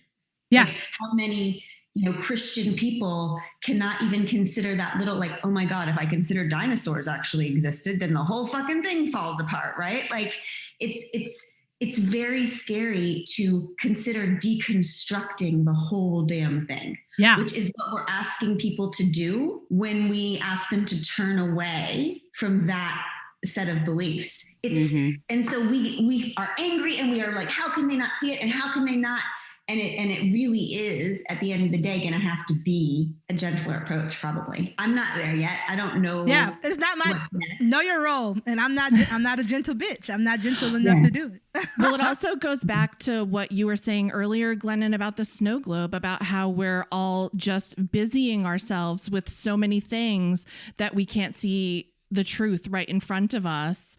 And so I think that people are probably, busying themselves with a lot of ideas that are distracting from the truth because it's uncomfortable. Like the whole thing will come crashing down. And I think a lot of us, without gendering it, because of the way that our society is structured, patriarchal society, we defer to a lot of people sometimes to be the authority on something, and it's because I don't know why we're uncomfortable examining why we're not the authority on it. You have to give yourself the authority to become the authority on things that you think. And the scariest part to me is like, it's not the people. Okay, so I'm gonna try to say this though. It's like the people. Okay, the climate change deniers. Okay, right? Like, there's all the people who actually don't believe that climate change is a thing. But then there's the people at the top who taught them that.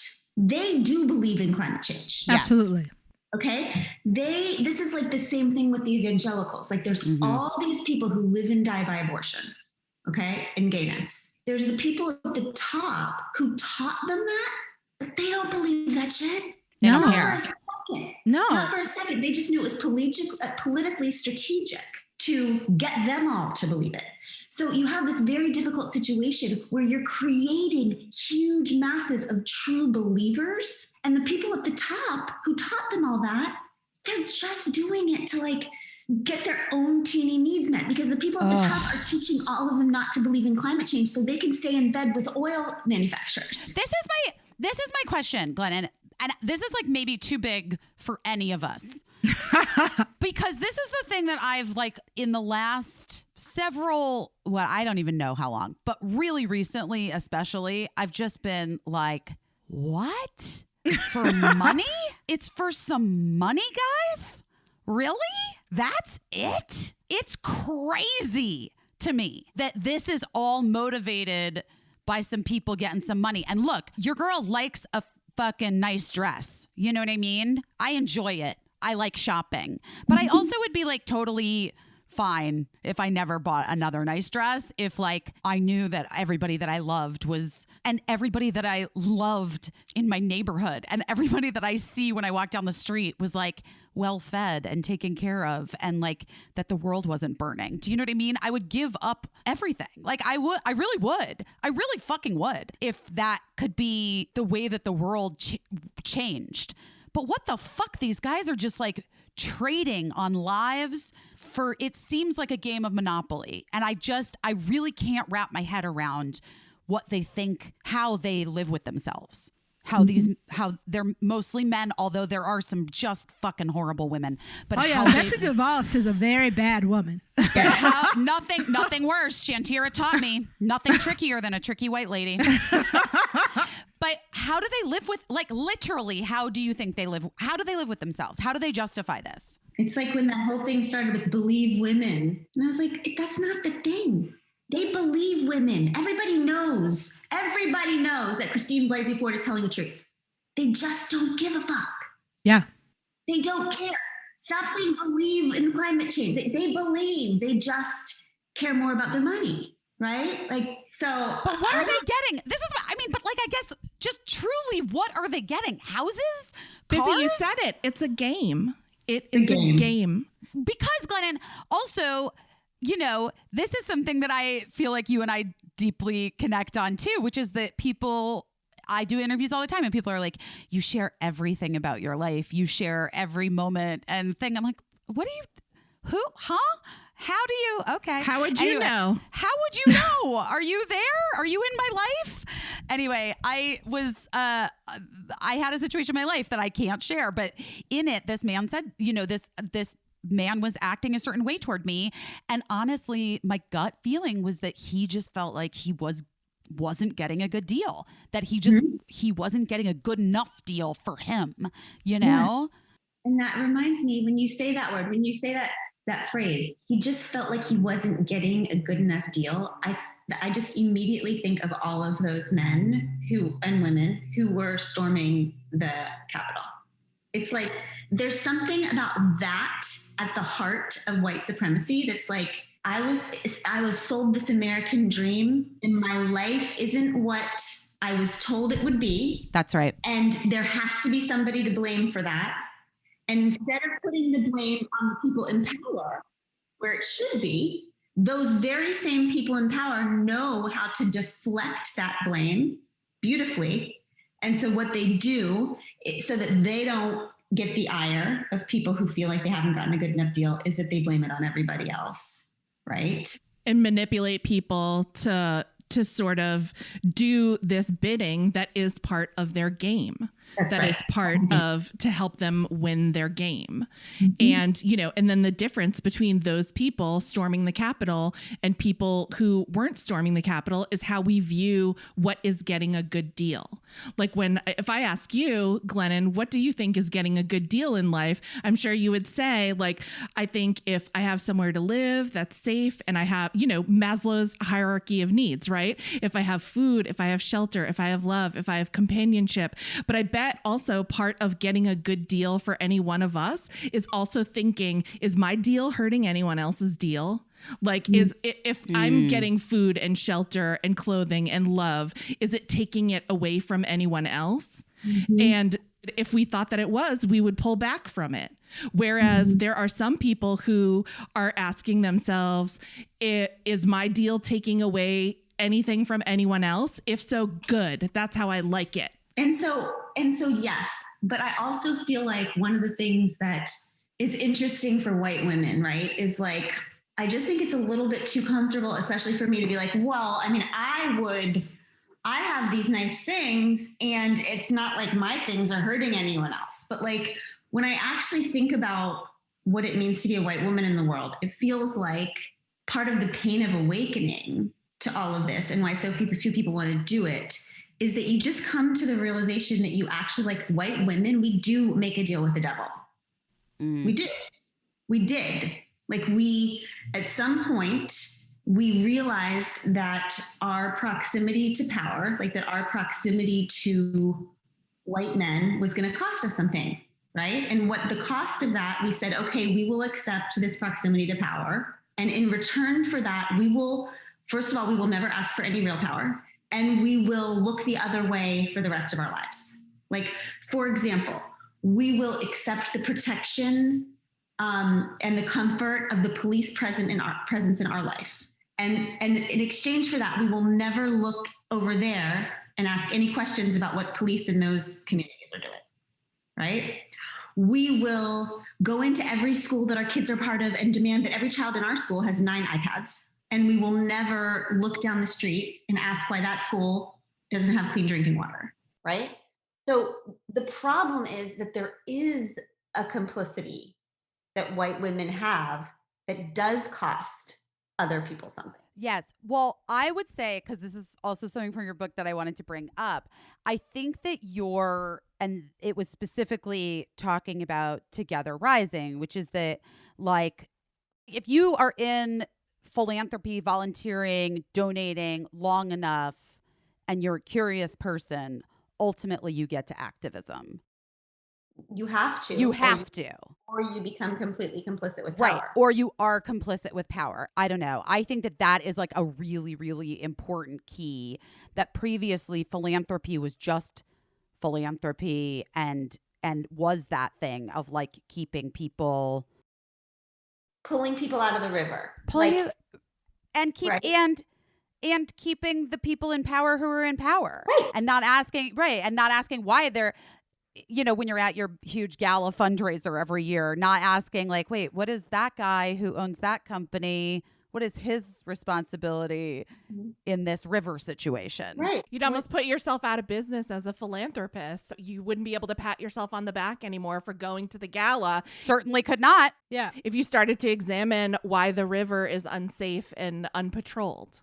And why there are people upstream. The quote is, you can only pull people out of the river for so long until you have to look upriver and find out who's pushing them in. Yes. Right? Right. When you pay close enough attention, you find out that wherever there's great suffering, there's always great profit. Yes. I mean, how many freaking LGBTQ shelters can Together Rising builds until we ask, why is the LGBTQ community, especially teenagers, the fastest growing homeless community in this country? Because of all the effing religious places that are spewing hate from their pulpits, right? And so these families are bringing home the shame to their houses and they're passing it down to their kids. Or the amount of like therapy that we've been giving and supporting to teachers and students who are victims of these school shootings or just in trauma from all the freaking drills that don't work, until you figure out, upriver, there's all of these politicians who are in bed with NRA making cash hand over fist because of this, right? It's why it's so hard to fight the gun lobby, because selling guns is a business. Not selling guns is not a business. It's all just money. I think all just money. And so many people get into, it's like, yeah, I do love my children. I want to go work for the PTA. Or do you want to be in charge, right? I do want to be in charge of the soup kitchen, but I definitely want to take my family there on Christmas and take a picture and show everyone what I'm doing. I'm going to this mission trip in Africa, right? I also I think about this with like Bill Gates, and I'm like, you have so much money. Just solve it and go do something else. And I think that there are so many people who, if if you solve all of the world's problems, you have to sit with your own, and the people in power are not there yet. If we feed everybody, what will I do? Who am I? And I think that sounds fucked up, but it's very true. So many people get their self-worth out of what they do, and being the person who raised $50 million for homeless LGBTQ teens is a really great way to feel. But if everyone is housed, what do you do? And who are you? And I don't know if everyone's there yet. So, and also the way the world changes, I have seen this just dramatically in my life. The way the world treats a woman philanthropist compared to the way a woman treats the world treats a woman activist. Oh yeah. Day and night. I mean, when I have my Together Rising hat on and I'm feeding people and I'm building shelters and everybody fucking loves me. Right? I'm like the ultimate woman. I'm like the ultimate good girl. Yeah. Right? Just serving, do this. The second I take that hat off and start speaking about politics, start marching, start, speaking directly at and to senators and congress people, it's whoa. It's Stay like in your lane. Stay in your Oh my God. lane. Right. Yeah, Yeah. I think you said it. You said the word right there, service. You are in service. And if you are serving someone, I appreciate that. But if you are demanding rights, I do not appreciate that. And to be in service is, we love a woman in service because then I am being served. a suffering, quiet woman in service. So right? I want to ask you two things too, like as we wrap up eventually, right? Like, what are you looking forward to now that people's eyes have been opened? And what are you excited about, do you think? Like, you want people, obviously, to read Untamed and their eyes to be open. But so many people have gotten to that next step, and we're here now. We have done one step. What are you looking forward to this year as we move forward to whatever's coming next? I was lucky enough to be working beneath and with some amazing leaders in Georgia this last few months. And I think that what happened in Georgia just gives me so much hope that I can't really put it into words yet, because it feels to me like it was proof. Yeah, we have the numbers. It was proof that like in my head, I'm like, oh, actually there's no states that are red. Like all of them are actually blue. And it's just that the blueness has been suppressed, right? Yes, absolutely.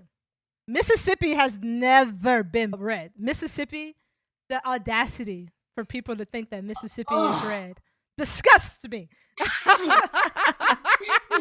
And there's something, so many people have been saying, follow Black women, follow Black women, follow Black women. That was like the mantra.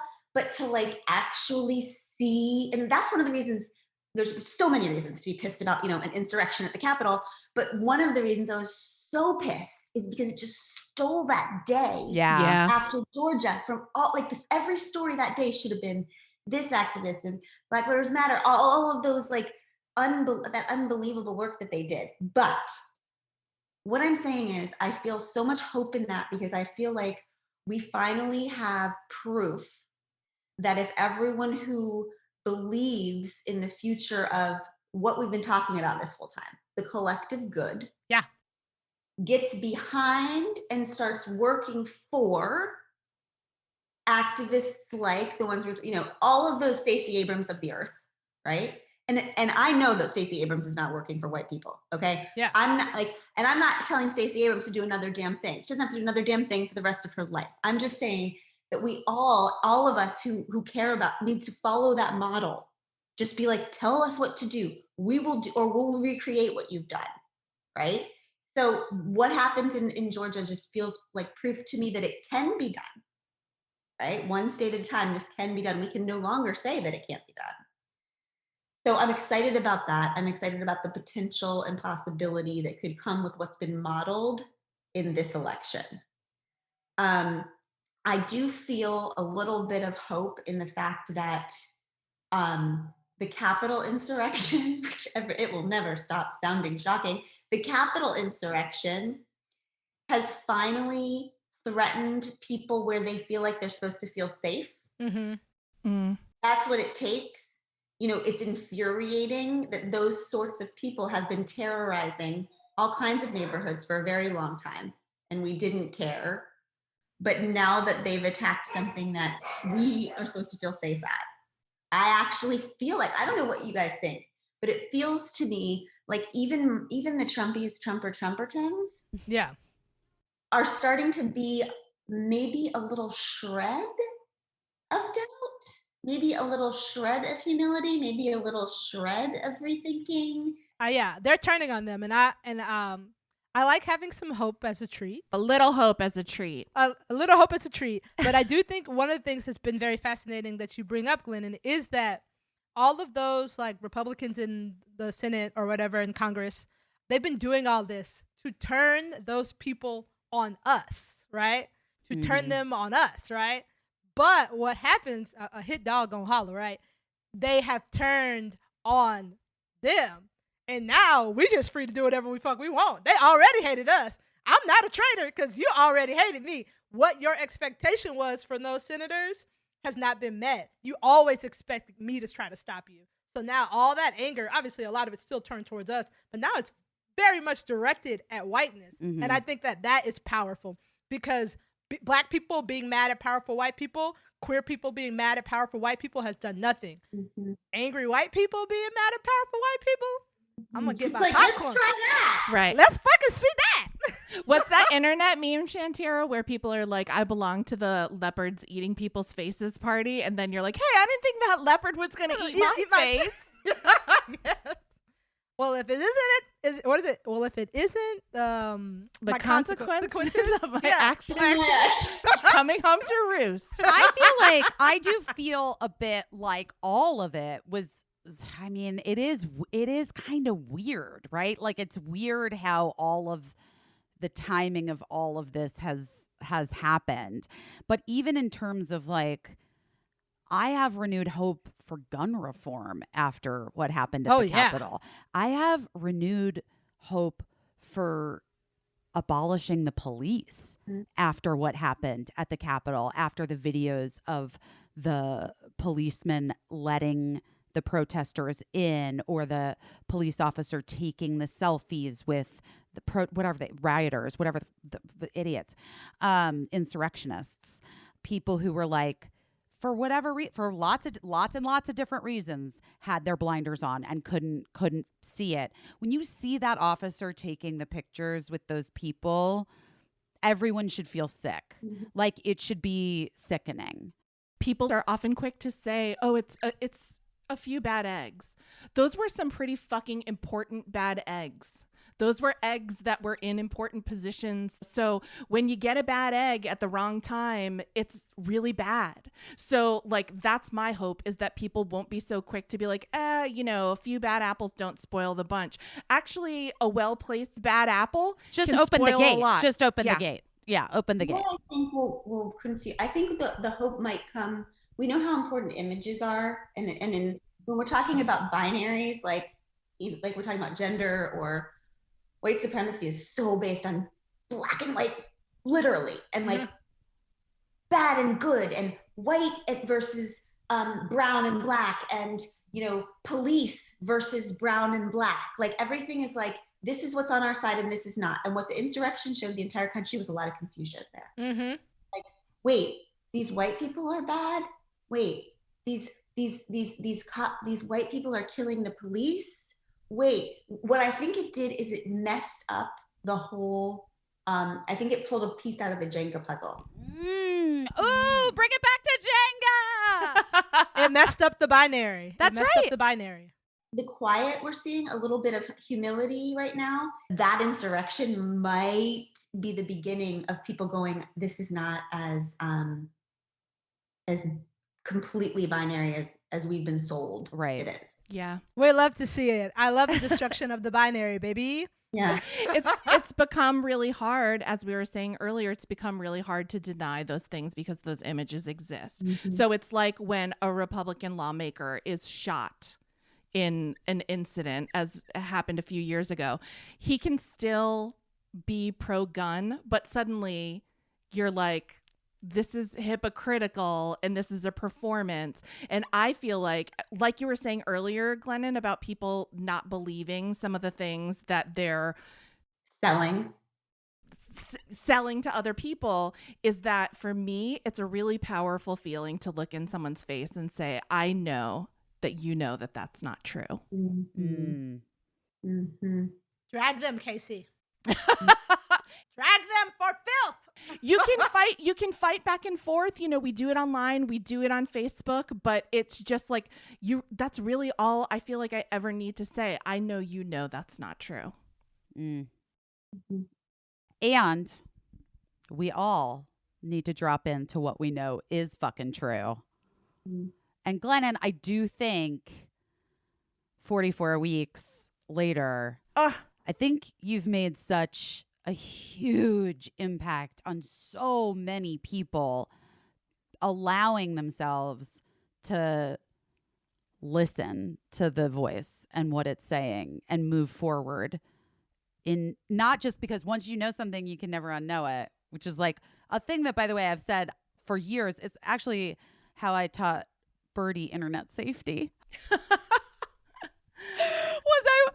I was like, my biggest fear was that Birdie would see some horrible thing. And I was just like, Birdie, once you know something, you can never unknow it. Once you see something, you can never unsee it. And I do feel grateful for, in some ways, if I can find like some, I always can, but I feel grateful for the confluence of circumstances leading us to your book coming out at the perfect moment for it. This insurrection attempt, this coup attempt. Shantira, I was listening to the podcast. You made me laugh so hard. And you were like, it's the coup. And my agent... and they're like, we know it's the coup, but you got to sign this. You got to sign this contract. We know it's the coup. Yeah. It's true. Shantira doesn't even get a break for the coup. There's been a revolution. I'm booked and busy. Everybody put a bunch of black squares up, and now they're cashing that check, baby. So yes, there was a coup, but my team works during a coup. Shout out to Isaac. I just feel like that you have to look at these things. I do think, and then whatever, the fucking great conjunction if you're a real crystal bitch like me and love planets. Like, I think if all I of got these powers, let me just tell you right now, if I got powers, I would tell everybody. And I would Shantira, you've always had powers. I'm talking about, like, if I could fly, I would be in these streets, just so everybody knows. I would be in these streets. Well, I know, but you do have powers, but we all do. And I think that that's like one of the best and most valuable takeaways from your writing for the last decade, and especially this book, and especially in this moment. And I don't know. It's a lot, right? Like, it's all a lot. But then I go back to the Talmud quote that I tried to cross stitch and failed miserably, which is, you're not obligated to complete the work, nor are you free to abandon it. Yeah, that's a helpful one. It's helpful, but it's not. It's also like you say in the book, because, we talk, this podcast is called Doing Your Best, but it's like we say too, like, we can be doing our best, but if you hurt someone else, if your best is not good enough, you have to acknowledge it and you have to do better. You have to, like, take responsibility for that. And similarly with that Talmud quote, like, you're not obligated to complete the work. We say a lot on this podcast, like, maybe we won't see it in our lifetime. Well, fuck that is what I'm here to say, because I want to. And I would love to. I want to complete the work, and I feel like we can. I just feel like we can. We have the numbers for good. We just gotta follow Black women. We have the yeah. But also, I'll say, when you follow us, listen, because y'all do be following, and then y'all go do whatever the fuck you want. That's what I was gonna say. I wanted to say earlier. That's why Stacey Abrams worked. I don't know if it's because she refused to allow anyone to take the megaphone away from her or because for once people didn't try, but that's why it worked. It's so important. Instead of like starting your own committee or your own charity or whatever, check it out. See if somebody's already there in that place where this thing is happening. And if somebody's already doing the work, if they already have boots on the ground. This goes to our conversation about philanthropy. Ask them how you can help and then pitch in. Well, and what Shantira was saying about knowing your place too. I mean, you just have to, like, when we started figuring out that Together Rising was going to have enough money and make enough money to actually fund other organizations, that became like our secondary thing. We started really going into communities in the way that we knew how and talking and listening about like, who do you trust? Like who's on the ground here? Who's been on the ground here? Who's effective here? Who's in this community, like doing work and all of these groups, okay, I'm making up this number because I don't know. It wasn't like 85%, okay, of the groups that we put together on a spreadsheet as a result of the conversations that we launched out into the world. They're all organizations led by women, and most of them are led by women of color, okay? And it's not like a fantasy idea. It's because these are the people who've been doing social justice work for the longest because they've had to. So they know what the fuck they're doing and they know the communities, but they're not getting the funds because in white supremacy, we are trained and conditioned to trust faces that look like mine with money. Mm-hmm. Even though, real quick, by the way, I have no qualifications.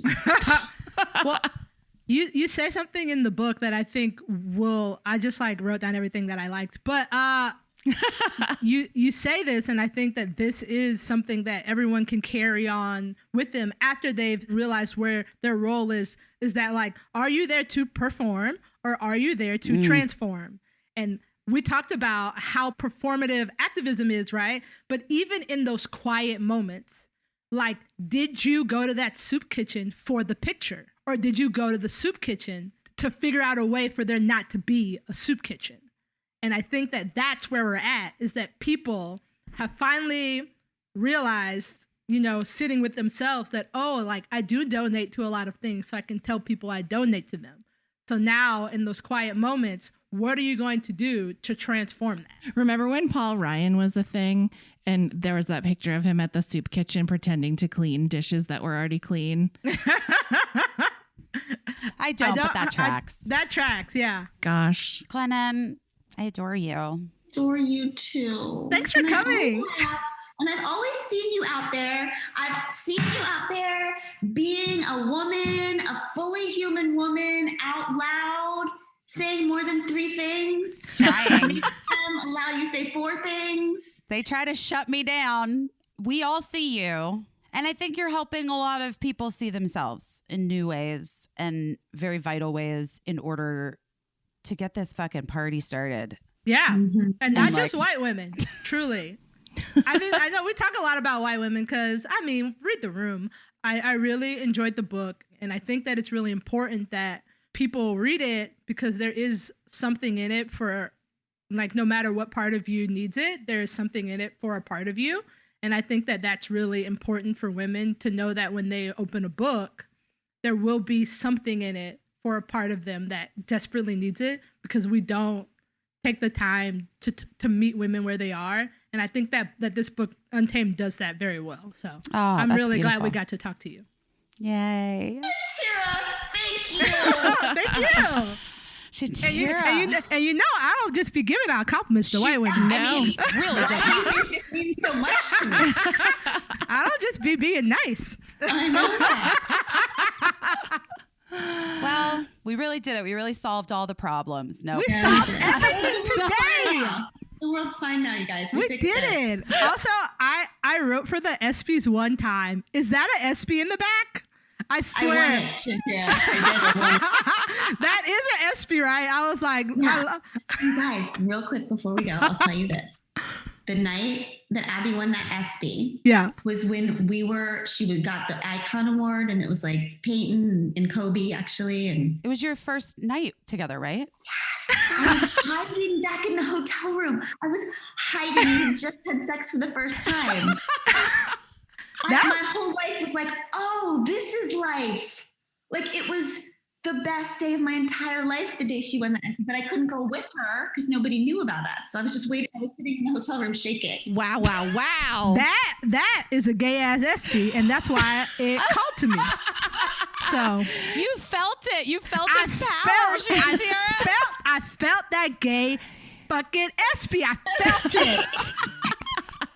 I renamed it Shantira forevermore. That will be the gay ass ESPY. The gay ass ESPY. I love that part in the book though too. I just love I love how you wrote so honestly about your love, like how you guys fucking did it for the first time, like how that all happened. Like it's great. I love it. It's the only thing I love more than a gay ass ESPY is a late in life lesbian. Love it. Love it. I mean, that's the quote. And here's the thing. I'm not trying to put no labels on anybody, but hey, man, if you want to leave your husband for a cool soccer player, fuck it up. Fuck it up. Fuck it up. That just made me choke. That was amazing. Love it. We love to see it. Thank you so much, Glennon. This was like the most fun. It was. Shantira, it was everything I dreamed it would be to hang out with you three. Oh, good. It was so fun. Yay. That's so nice. Thanks. All right. Well, I guess this is it. I guess we gotta go. All right. Love you guys. Bye. Love you. Bye.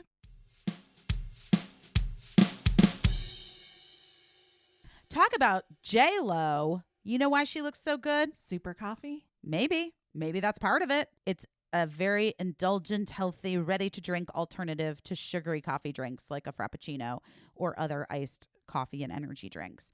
I haven't had one of those in years because I know that those sugary drinks are like 52 grams of sugar, 370 calories. And also like, it's just too much. Yeah, it doesn't feel great. No, it doesn't feel good. It feels gross. Yeah. It's like not good for you. Well, Super Coffee is naturally sweetened and contains 0 added sugar, 10 grams of protein, and only 80 calories per bottle. I'm not a calorie counter. However, I really enjoy this Super Coffee. Everything they make is delicious. They have creamers, pods, grounds, and ready-to-drink coffee with flavors like vanilla, white chocolate, peppermint, caramel, hazelnut, coconut mocha, and so much more. What have you tried? Have you tried one? I love the coconut mocha, but I have to get the peppermint because that is my fave. But I also have just been using the ground coffee as well recently it's really for my good. pour over, and I think it's really tasty. It has a 60-day money back guarantee, meaning if you don't love it, which you obviously will, you get your money back, no questions asked. So lucky for you all listening who love coffee as much as we do, we've worked out an exclusive deal for Busy Doing Her Best listeners. You can receive 25% off plus free shipping on any of their best-selling variety packs. It's a great way to try all their delicious flavors. Guys, anytime we're talking about something on this show and there's a variety pack, get it. That's what they send us. It's true. So that we can try them before we agree to do the ads. And I always love a variety pack. Yeah. Go to drinksupercoffee.com/busy or use code busy at checkout to claim this deal. That's drinksupercoffee.com/busy. Super Coffee is also available nationwide in over 25,000 stores like Target, Whole Foods, Walmart, Kroger, and CVS. Anyway, get into that coffee. It's good enough for J-Lo. It's good enough for you.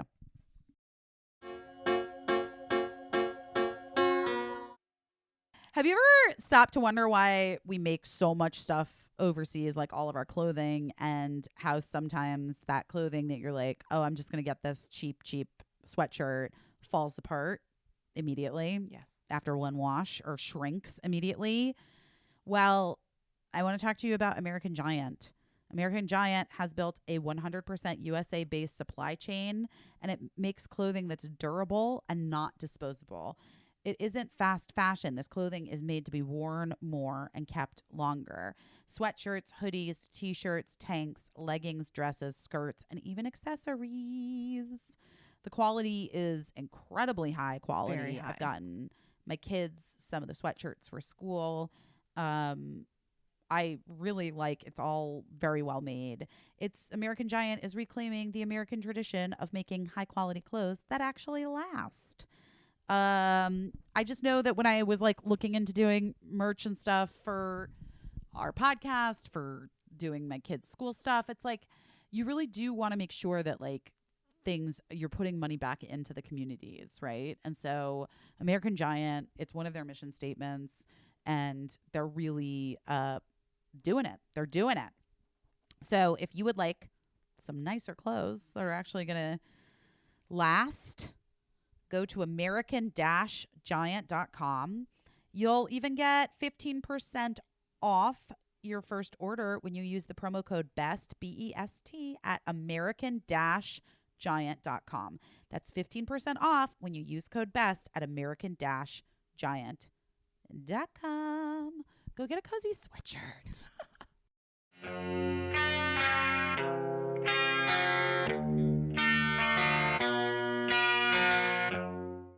Hey guys, we're back. Wasn't that nice? Do you feel inspired? I felt very inspired, but also like I want to congratulate us for not grilling Glennon about knowing Oprah. That was very. Yes, we didn't even bring it up. It was very cool and mature of us. I feel like. I feel like I'm saving it. Guys, we have not discussed the breakup of the century. Well, the century. We'll see. We'll see. I guess Ben Affleck and right now Anna it is the breakup Armas. of the decade. We could say that. It's the breakup of this week. Yes. Yeah. Guys, who even, like, honestly, so much fuckery has happened in celeb culture these first few weeks of 2021. People are just like getting it out in the open. It's a good time though, because insurrection is the best time to do a breakup. Insurrection is the best time to do a breakup. Truly. Is going to be on our next round of merch. Just someone write it down. Please. It's interesting to me because they've been so public.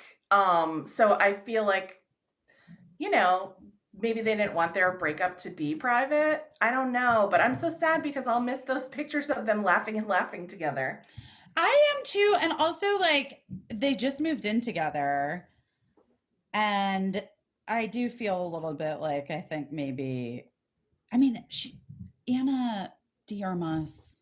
I don't know how to say it. Anna or Anna Diarmas. We hardly knew ye, but she is much younger. You know, Yeah, she's like 32 years old. She's 32. So when I found out that the thing that they released, they were like, they're in different places in their lives. And I'm like, yeah, they're in different places in their life expectancy. He's old as fuck. She's hot and young. Break up. Yeah, that's about right. And I also just think like that thing that shifts when you start to cohabitate with someone can be real fucking shocking. Yeah. Where you're like, oh, you're this person? Oh no. I mean, I can't imagine what she didn't know about him. She always seemed. Do you think she was tired about that Dunkin'? What's the over under? He must own a part of Dunkin' Donuts. He owns stock, like, right? Like something. I feel like if he doesn't, ownership. It's foolish if he does not.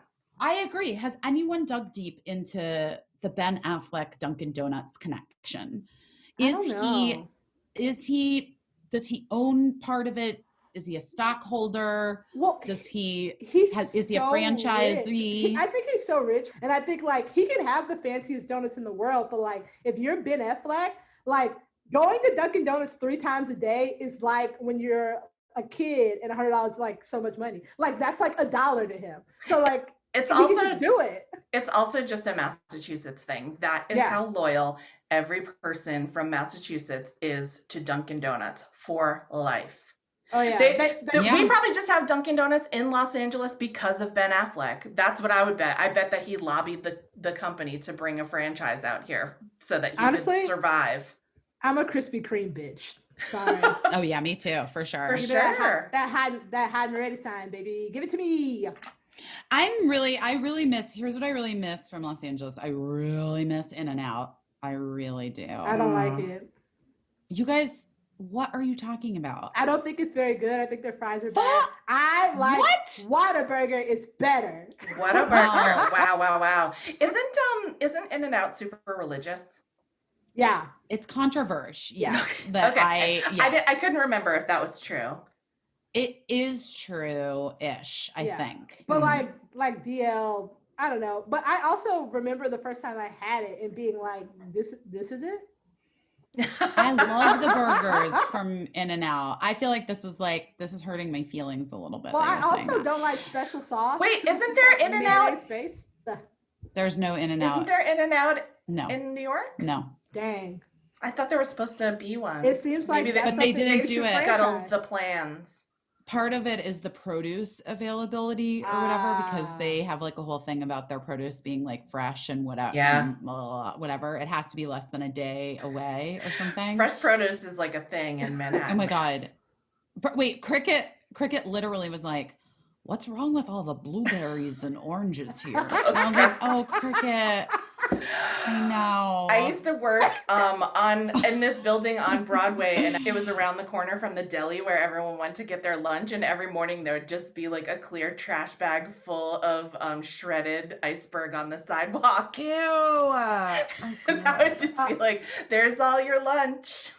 Can I just say That's that so gross. I really connect with Cricket on that orange thing because I'm from Florida, so I'm 100% a fruit snob. Because like especially citrus are not right, and that is like so funny to me. He's right though, but like literally all the fruit that we get here, she like takes one bite and she's like, I don't know what this is, but this is not mango. And I'm like, it is mango. It just traveled 3 days to get here. I'm sorry. I really love a fruit snob. I really love a baby fruit snob. It is bringing me so much joy. She's so funny. Love it. Yeah.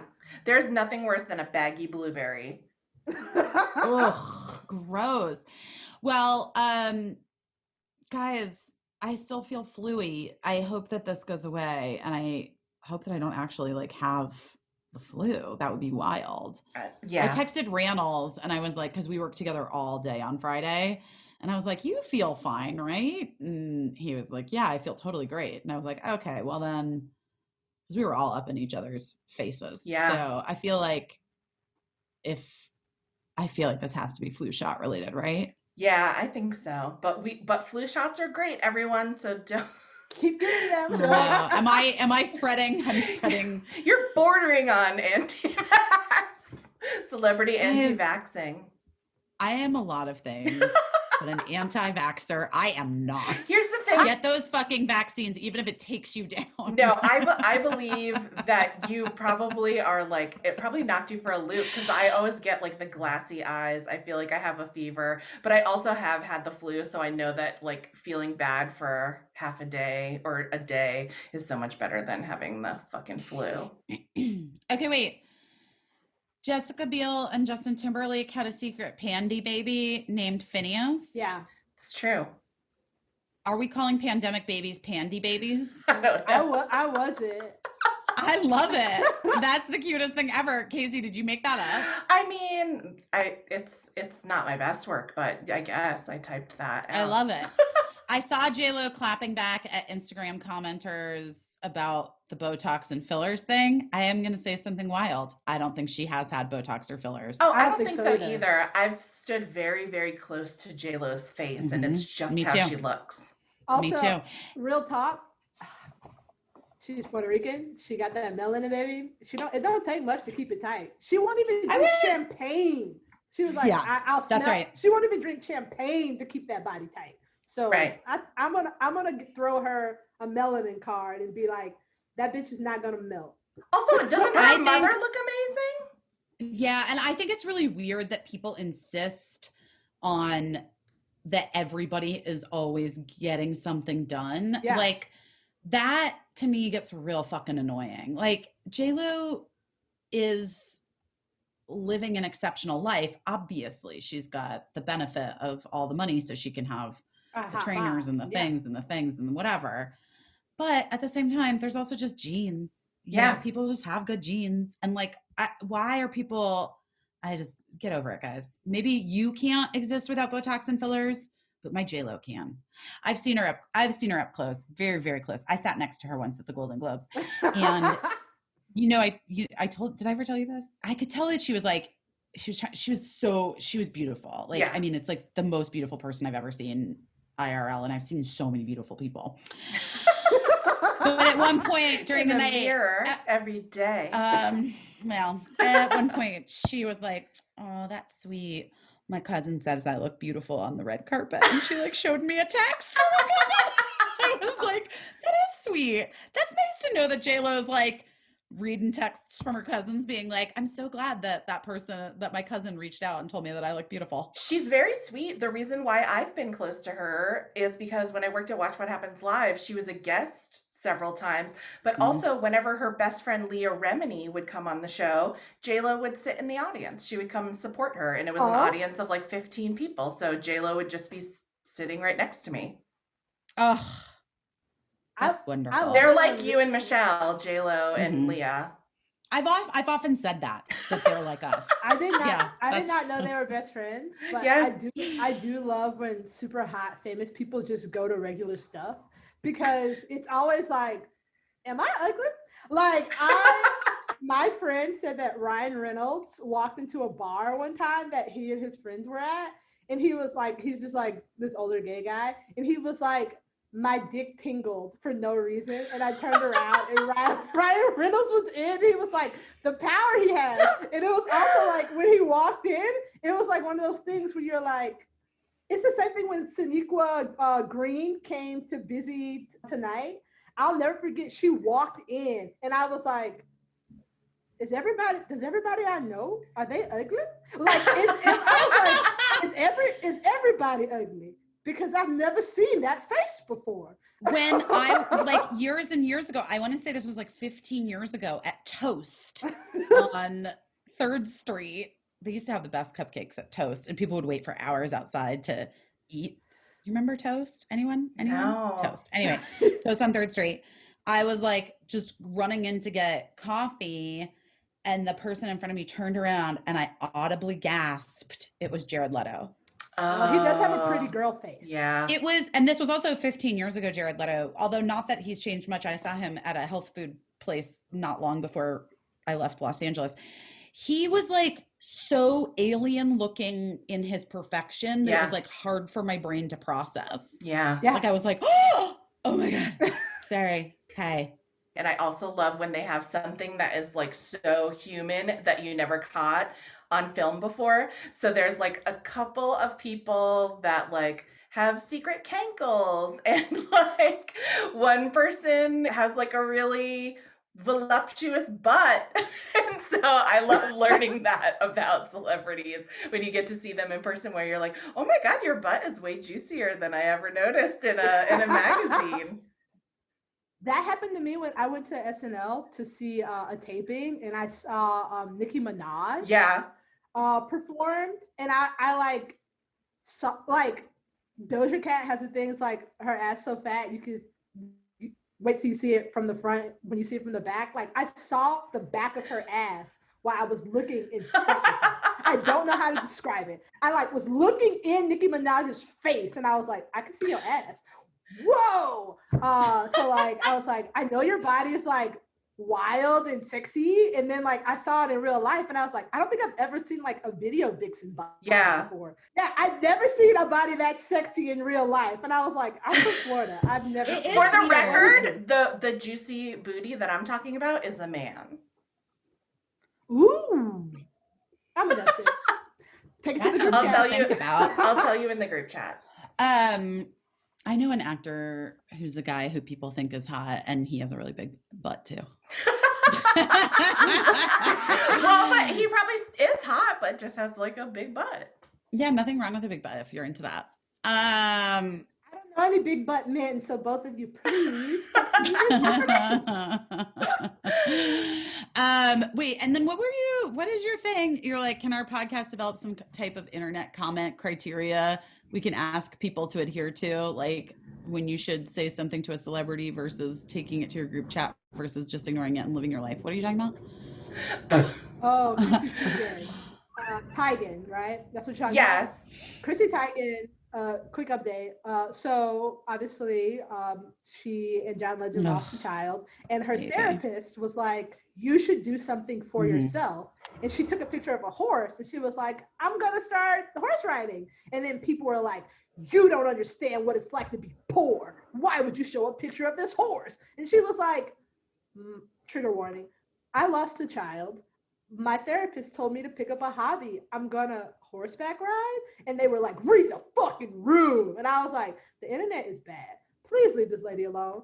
Let her ride horses. If she got money for riding horses, that's great. Whatever she has to do for her grief, that is her fucking business. What do you want her to fucking do that would help her grieve? Like, I don't understand. Mind your business. And that's what. Well, this is like, this is part of the issue. You know, it's something that we have, like, that you deal with when you are so open and you put so much of yourself and your life out there, which is that people feel they feel very entitled to all of it, right? Like they feel like you owe them. Yeah. And B, Chrissy is obviously like going on her own journey, and like her journey doesn't have to look like yours. Right. Person sitting at home, like you guys aren't actually the same people. You haven't lived the same lives. And like, so if equine therapy is helping what she's going through in this moment, and you've never heard of equine therapy, she's not inferring that it means that you're somehow inferior or like, do you know what I mean? Like, it's just like people take these things so deeply personally in a way that is really crazy making. And like when we were talking about like, let's all come together, this is the part where this is like where we all could use some help. Like, my experience does not have to be the same as your experience to be a valid experience. Right. And your experience, my again, experience does not have to be the same as your experience to be a valid experience. And it doesn't like mean that she's so out of touch and she's like, you know, with her privilege and her wealth. I don't know. I don't know your life. But you don't get to judge what she's doing to help herself. And she's trying to share in the hopes, I would imagine, how she has been sharing throughout this entire experience, which has been like really heartbreaking and heart-wrenching to watch as somebody who peripherally knows her a bit and like just from friends from the internet. But like, I think she's done such a service to people who, by normalizing a really hard, terrible loss that she and her husband and her family went through, that so many people go through and get very like, don't want to talk about, feel shame and hold on to things, and how do they deal with the grief? And she's been very open with it. So to see her like dragged for this makes me annoyed. It goes both ways, right? Like, I don't think I'm better than you, or my experiences are better than you, and you can't judge my experiences because of what I do have in this moment. Yeah. Does that make sense? So, yeah, I just think it would be handy. This is where I think it would be of service if someone official developed a set of criteria. It could be really simple for whether or not you should call someone out for something that they posted online. Like, here's a simple question. Did Chrissy's horse hurt you? No? Then don't fucking say anything. Let's move on. Casey, move on. I think you need to do this list. You're perfect for this. Just like maybe a little flow chart. Did Chrissy's horseback riding lesson hurt you in any way? If no, keep scrolling. That's it. Casey, I'm gonna put you on point for this one. Okay. I think this is your area of expertise, in fact. And I think you're really good at it because, as we know, you worked at Watch What Happens Live for many years. It's true. So you had to determine what was our business and what was not our business to discuss. It's true. And that's also just like a service that I've worked for a lot of celebrities. And one thing I've been very proud of is, when people have come to me and been like, hey, should I say this? And I always say, no, you should not. And if you have to ask, the answer is probably no. Truly, especially if it's on the internet. Yeah. If it's on the internet, I'll ask my friends about jokes. I'll be like, do you get this? And then they'll be like, yeah, and I'll post it. But if you have to be like, should I say this?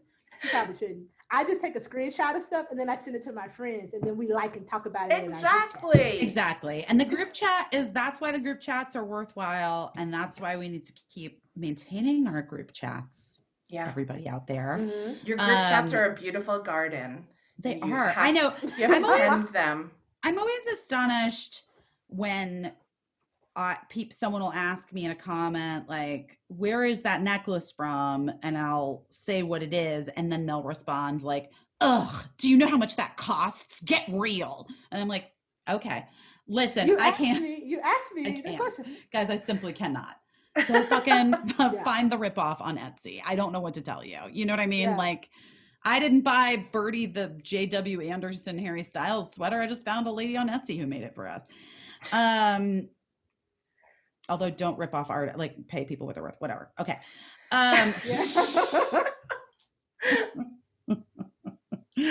Oh, you guys. No, but truly, like, before we shut this down, I will say that, like, sometimes you just have expensive taste, and I think you should get less mad about how much stuff costs and just really reconcile that you have good taste. Yeah. Like, I really have been like trying to figure out what my favorite chair was when I was working in an office, and I finally like figured it out, and it cost $1,400. And I was like, fuck, my taste is so good, you know?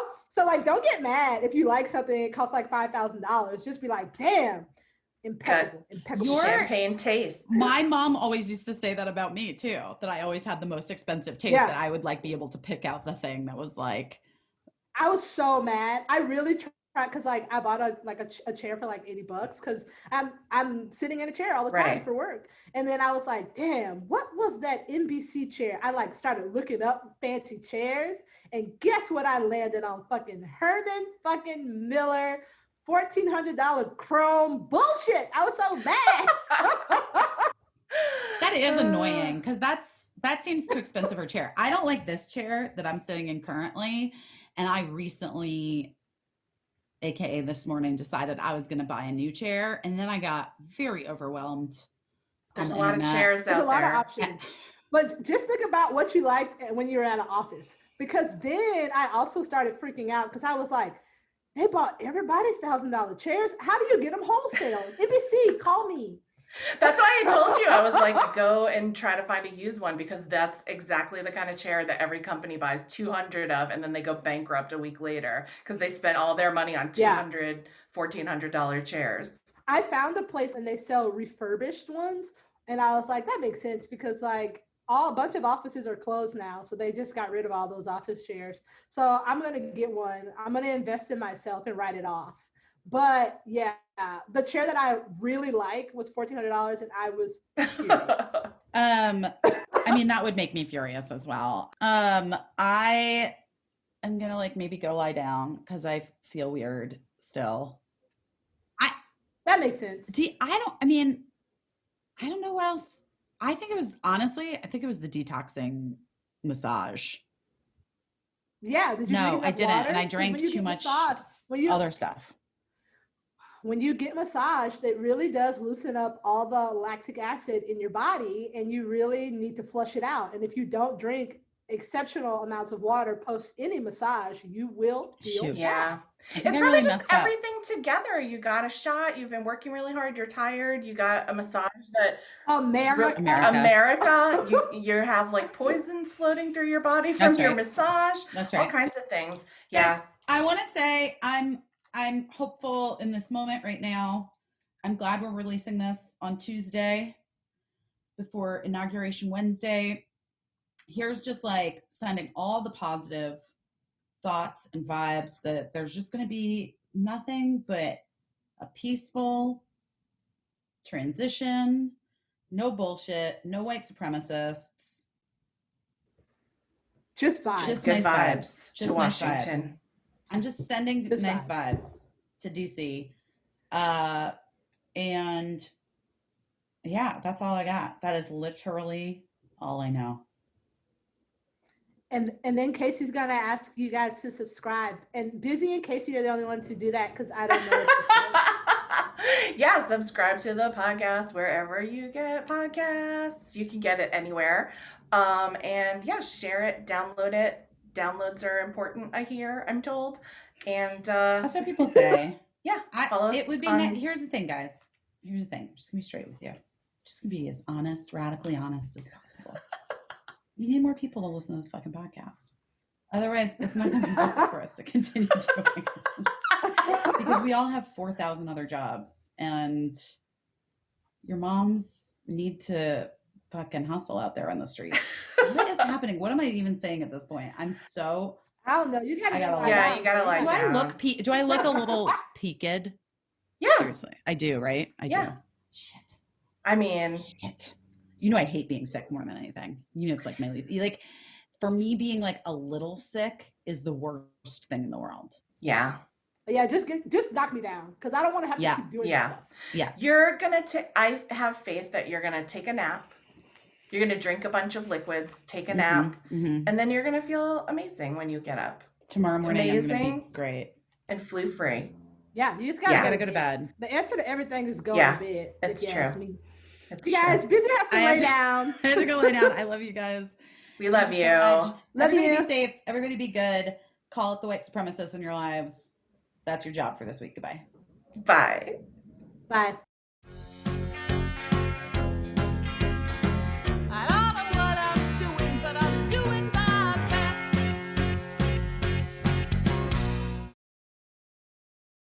Oh no.